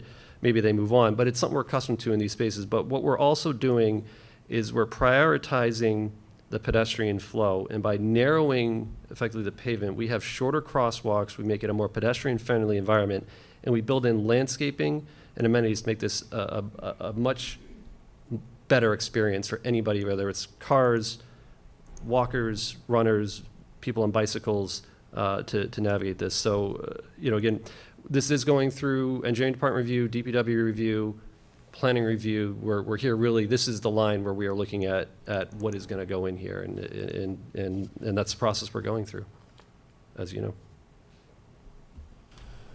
Thank you. Mr. Bradstreet.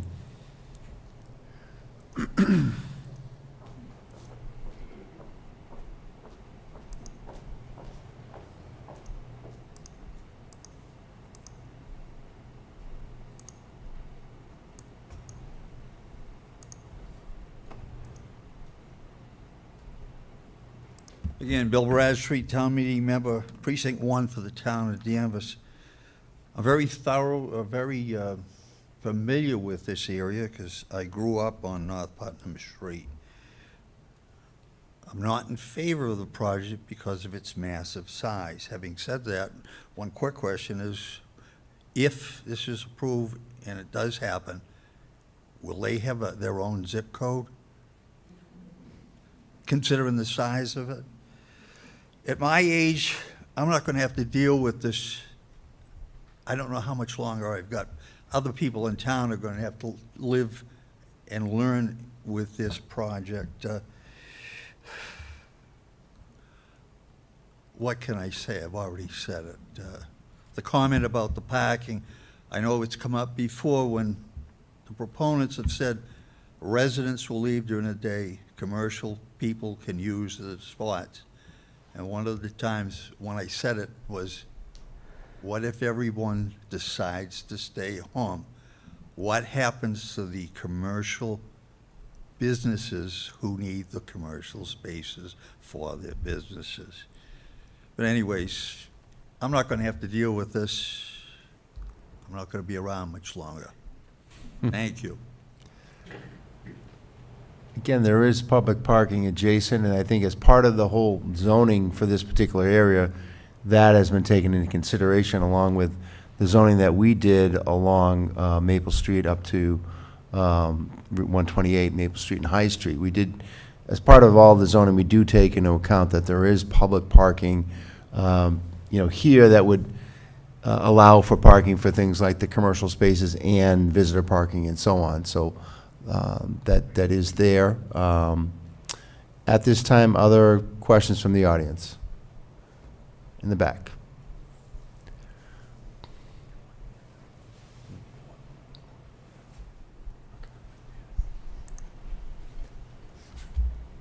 Good evening. Jim Simon, Precinct 7 Town Meeting Member. And talking to some of my, some folks in Precinct 7, they're a little gassed out about this. It doesn't meet, it doesn't look at all like the thing that we voted on years ago. Here's from 7.4, the guiding principles, the illustrative master plans. Now, I understand that this is a conceptual thing, but there's that neighborhood.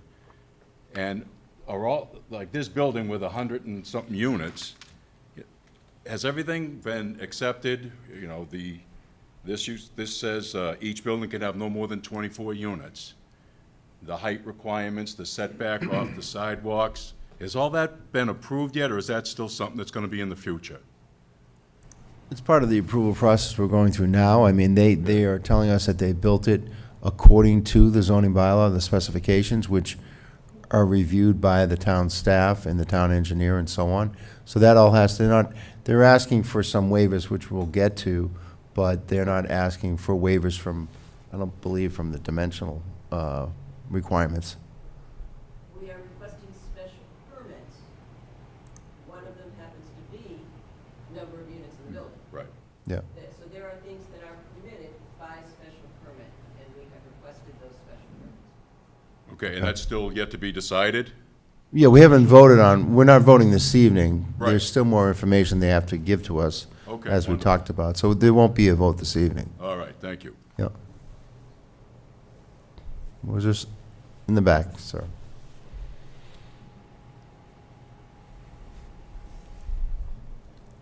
Kevin Gibbons, Precinct 3 Town Meeting Member. I am also a trustee at Maple Street Church. We probably reiterated it before when the project came up before, but at the trustees meetings, the concern about people parking in the Maple Street parking lot is a concern. With the addition of the rail house taking on a bigger scheme, I would say that trash and is going to be bringing on another bigger scheme. But also, what I was also thinking, that we wouldn't want fencing there, but like a land definition on the other side of the rail trail, because people could flow in from everywhere. They'll park, people, they're gonna park in Maple Street parking lot and walk over. But Maple Street Church parking lot and walk over. But some kind of land definition like a raised berm or a little wall along the other side of the rail trail, because we all know what people do. There was concerns about that at the trustees meetings, and enhanced no parking signs in there. So that's what. Can I just ask? Marge Simpson is here. She's from she's the moderator for Maple Street Church. If she had any things to think that. Sure, before we get to that, just on that, I know we did talk to the landscape architect earlier about that. Could you just, before we get to your point, again, I think you had mentioned to Tori so if you're coming down the rail trail, just talk about the accessibility. Are you going to be able to, is it going to be essentially at ground pavement? You can walk right in and put your bike there? I guess their concerns are winds blowing, there's trash, there's a lot of people. Can you kind of steer them into an area that maybe by using some type of berm or fencing that it's going to be a narrower area? Is that what you're saying? Not so much fencing. We don't want to block it off, but like a berm or a small wall, just to give it, okay, we're just not going to walk through the area and get in there, but walk down the street, up the trail, that kind of thing. I understand what the concern is, and it's parking, people coming in, parking in the church lot, taking up the church parking spaces to go to the freight house or that park. So I think it's a good idea, and we'll certainly look at some deterrents that aren't a fence or a wall, because, but something to deter people from parking there, and that might maybe signage or something of that line. So we'll take a look at that between now and the next meeting. Okay, thank you. Yeah. Marge Simpson, Precinct 2, I'm moderator at Maple Street Church. I had a number of questions as we came through. I have to say, a lot of them already got answered. But I think you said all of the utilities are going to be underground for Maple Development. Is that true? So there'll be no overhead telephone pole wires. One of my concerns is that over and over in Danvers, they always plant trees right under the wires. And it's a nuisance, and then, of course, they don't take care of them, and then we look like lollipop trees and whatever. And the other part of that is if everything is underground, Yep. and you're planting loads and loads of trees, how far down does the tree go when you're going to run into all this underground stuff? And, we know that the trees need a lot of water, and water is a problem. And if you've got a little raised bed this wide, and you put in a tree. All you have to do, drive around town, go by Liberty Tree Mall or any other place. We put the trees in, they die. So that's one of my concerns is the landscaping looks wonderful, but is it really going to work with the lack of water? As to Maple Street Church, I think we're excited that this end of town is going to get developed. I think it'll be a huge improvement. I don't think we have anything against it. We do look at the rail trail, and people come down Charter Street, rail trail, the parking lot. They cut across, they cut into our place, they cut everywhere. So, yeah, a little definition. If people are coming down the trail and going into the Betty Ann's or up through the steps, just so that they don't think that our lot is their public property. Is there any fencing on your lot? No. Could We you don't put- have fencing right now. Could you put a fence on your lot? One of the problems is snow removal, and we push the snow. And we've had some kind of fencing in the past, and it didn't work, and we've had to remove it. We did have to put up some fencing out toward Maple Street to keep all the people on their riding their bikes, because they were all riding across our lawn, and they killed the whole lawn. So we put the rail trail, we worked all together, and we put in some split rail down at that end. But our parking lot, that's where we have to push the snow. So, Okay. thank you. Thank you. One more thing? Okay. Okay, since I've been in this town, the last 30 years, I've also been the UPS driver in this town for the last 30 years. So I probably know about every bump in the road and every way to get around every intersection and that stuff. One other thing, on this intersection where Hobart and Locust and Maple Street meet, I will not go straight across and head up to Poplar. I always cut right and then cut left down 62. That intersection up, and I don't think this has to do with Maple Square, but it might have more of it to do with the town issue. That is, when you come up to Poplar, you're basically taking your life in your hands when you try to cross 62 to get onto that road. I don't know if the town would like to look at a light there. I mean, tee it off. They can go down towards downtown, or you can then tee it off and then go each way either towards Middleton or towards Beverly. To me, it'd be safer, and it would prevent people like me, who won't go up that street, to go up that street. And that way it diminishes some of the traffic that's going up 35 towards Topsfield. So just a thought there. I don't think it necessarily applies to this project, but I think it would help the traffic flow. And if it helps the traffic flow, it's going to help this project. Thank you. Thank you. Do you have a comment, Mr. Cameron? Did you have a reply on the question? I was only going to, I guess, address the overhead wire concern. No, there are no new overheads currently proposed. I can't fully control what Danvers Electric chooses to do, but they did a preliminary design and there's nothing new. There are fortunately very few overhead wires along the frontage of the site, which is why we have trees right up to the street line in most areas. The one exception is along the Freight House property. There are overheads in the street, but you can see how we set the trees back behind them, and we have a walkway or kind of hardscaping underneath the wires themselves. So, so we think that concern with the trees being into the wires won't be an issue here. And you said all the utilities are going to come in kind of across from Charter Street there? Up That's Charter why there's no Street, yep, trees there. Up Charter Street into the driveway on the Hobart Street side. Okay. There's a question over here. Person.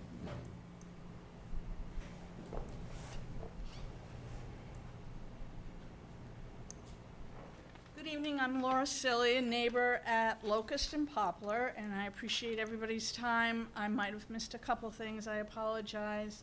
I agree with our other guest here that is a very stark monolith right facing you at that intersection. And I'm concerned, as Jim Simon mentioned, it doesn't conform to that step back, floor 2, floor 3, floor 4. I thought was going to back off from the street to let light in. And I might have missed earlier tonight, does the pathway from the corner, the main corner facade, go all the way through to the parking lot? So can the general public go back and forth between the parking lot and the corner entrance? If I were renting second, third, fourth floor of near Putnam Street, do I have public access to get out to the north parking lot? And then my other question would be, is there trash at my end of the building, or do I walk all the way almost 2 blocks to the trash system? And I think that's it. Thank you.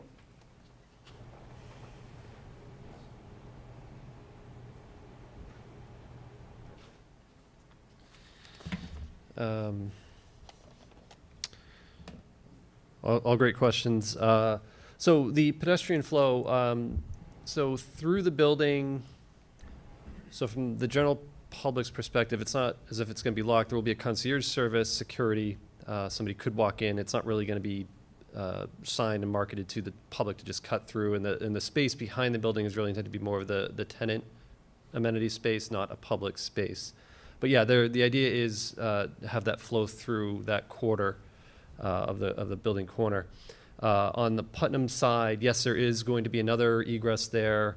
So if you're parking in that secondary lot, you cross. You can see the sidewalk and the crosswalk, and then there's a door directly on that end of the building. And again, that flows directly through the building to the amenity space in the center courtyard. What was it? Oh, the trash. It's getting late for me too. So there will be one trash room, but there will also be, we're expecting trash chutes within the building. So each floor will have kind of a disposal area that will go down to a collection point, and then from that collection point brought to the main compactor area to make it a little easier.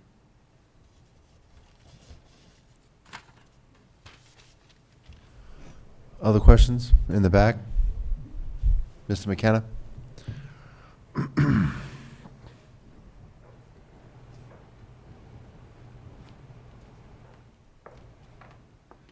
Thank you, Mr. Chairman. Dave McKenna, 383 Andover Street. No, I'm not a neighbor, but it's my town too. A couple of concerns I had. One, there are a lot of old buildings on this site, which I guess are all going to be raised. Most of them are pretty derelict, but I understand there is an old chapel there. Is any of these buildings subject to the demolition bylaw? And has there been any consideration about trying to reuse any aspects of that chapel? I believe I've never seen it, but I've they heard went it's before the Preservation Commission probably 2 or 3 years ago. Oh, did it? Okay. Yes. I missed that. It's already, Okay. on the rest of that question, I'll let, when you're done, I'll let the applicant answer it. Okay. And one other concern, they said that their irrigation would be by town water. It's only the end of May. We're already on a level 3 restriction. I think they ought to seriously consider having some other system in place to irrigate their plantings, especially the first few years to get them established, or they're going to lose all the lovely trees they're trying to plant. While I appreciate they're trying to save some trees at the back, it sounds like the only ones who are going to be able to save are some Norway maples, which are the ones we really don't want to save. They're trash trees anyway, but there might be all that's over there. So, but if they could answer that question about, or at least consider doing something different for watering. Thank you. Thank you.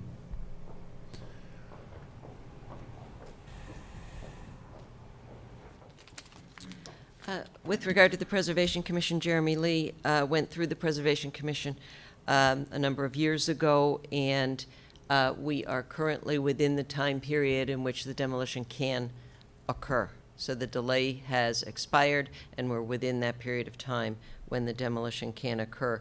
With regard to irrigation, we're looking into that and the town restrictions with regard to town water for irrigation, and we'll have some additional information on that for you. Chapel? The chapel, yeah. I guess we have not looked at whether there is anything of historic significance that could be preserved from inside the chapel. I'll talk to Jeremy about that before the next meeting and see if there's any incorporation that can be done. We did talk about putting up some signage in the Freight House lot with regard to the history of the site and things like that. Maybe there's some photographs. I have not been inside the chapel myself personally, but that has, again, all gone through the Preservation Commission process. Okay, thank you. Anyone else who has not been heard from yet, other than Mr. Bradstreet? 1 second. Mr. Bradstreet.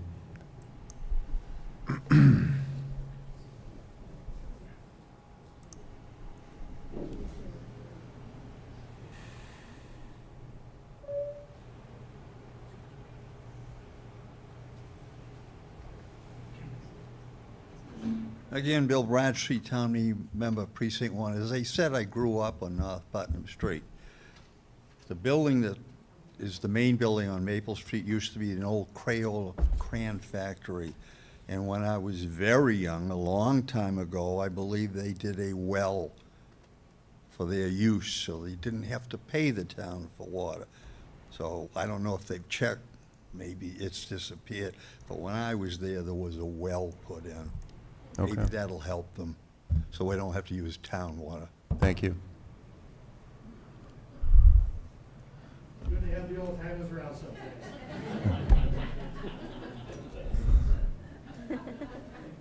Any other questions from the audience at this time?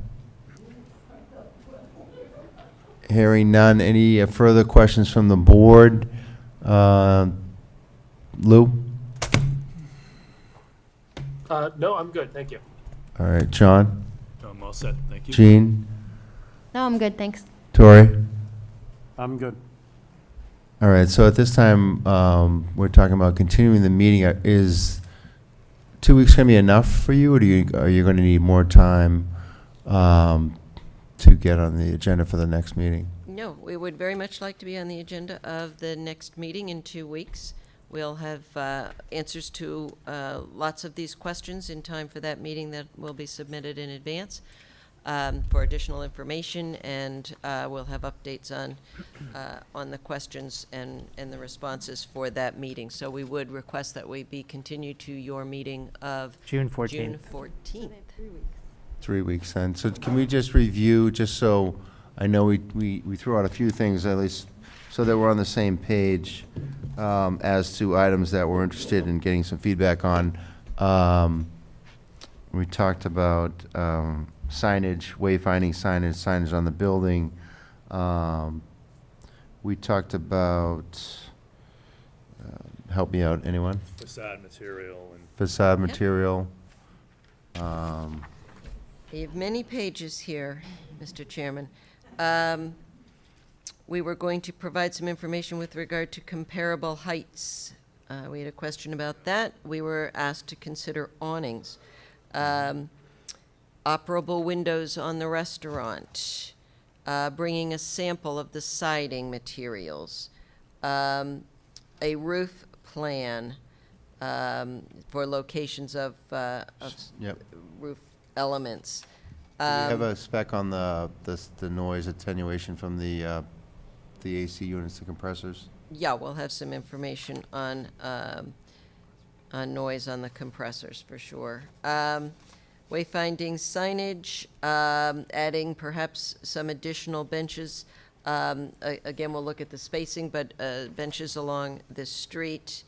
Double checking the snow storage and potential of adding some additional amenity items in the green spaces on the satellite parking lot. Irrigation question.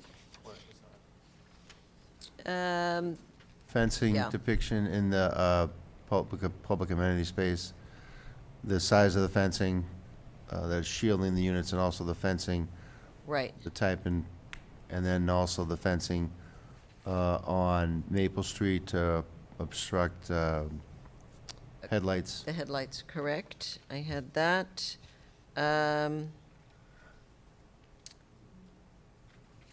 Land definition for the church property along the rail trail. And I did want to mention that we have met with the Rail Trail Committee as recently as last week, and they had some items that they wanted us to be sure to have considered, and that related to who's going to maintain the restrooms, who's going to pick up trash. We assured them that that would be developer or tenant responsibilities.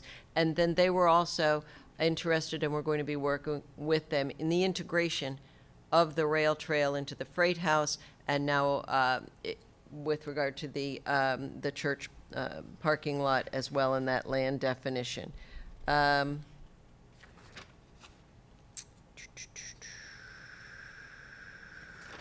Any information with regard to the chapel and, again, irrigation. So I think that's, do I have it all? Is anything else? Benches. The only other item was the lighting spec. Yeah, the lighting specs and. Yes, the street lightings. We provided the specs in your plan. We provided you with a photometric plan, and you do have the specs. Did you? No, I saw the pictures. Right, the cut sheets. Yeah, Are well, are provided those the with cut us. sheets or just photos of samples? Those So are those are- considered the cut sheet? Those are the cut sheets. Does it have the size on it and all that? It should, yeah. It does, okay. Yeah.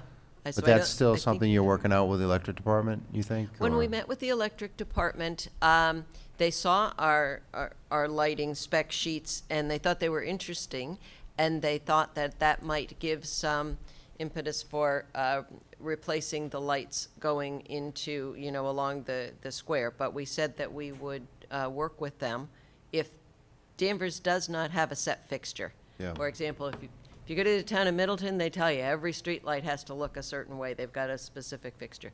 Danvers doesn't have that, but we'll be working with the lighting department.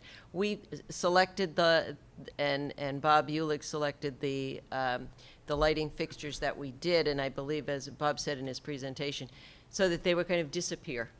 So Yep. you wouldn't really see them, and they're dark sky compliant, whereas most of the traditional fixtures are not. So we can work that out. We'll look and see if he has any other ideas, but all the specs were provided to you as well as the Yeah, I would parliamentary think you'd want it plan. uniform, especially the gateway, and if we're I gonna do think- it, and we're gonna do other development downtown, we wanna have probably the same fixtures throughout the.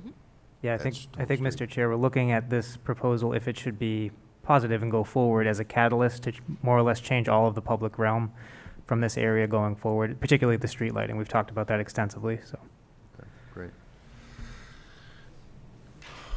And so you did kind of, in a general way, go over the special permit requirements, but I'm assuming they'll be laid out in the decision that, David, that we'll read. The requirements from the bylaw, those will be read, and then we'll go over the waivers at next meeting, kind of go through the waivers. We didn't go through those in detail. Right, I have submitted with the application a special permit list. Yep. I mentioned some of them, but Right. there are others. And these are items that the bylaw allows. It allows what we're proposing, but it allows it by special permit, and Yep. I that's just what think we've we should done. read them into the And- record before we exactly. make the decision. And we've done the same with the waiver list. Mhm. We've submitted the waiver list, and I would be happy, I thought it would be kind of a mental overload No, I to go know. through all of those tonight. And my battery died, so. But I can certainly do that at the next meeting. We have really, and we appreciate very much the board's time allowing us to make a full presentation tonight and to get everything out for you in a very comprehensive, we hope, manner. And the next meeting will be more responsive to the comments that we've heard and the questions that you've had, and then we'll review in detail each of the special permits and each of the waivers requested. Okay, thank you. Can I get a motion to continue the public hearing to our next meeting, June 14th, 2022? I'll make that motion that we continue to our next meeting. Do I have a second? Second. Second by Tori. All in favor? Aye. Aye. Opposed?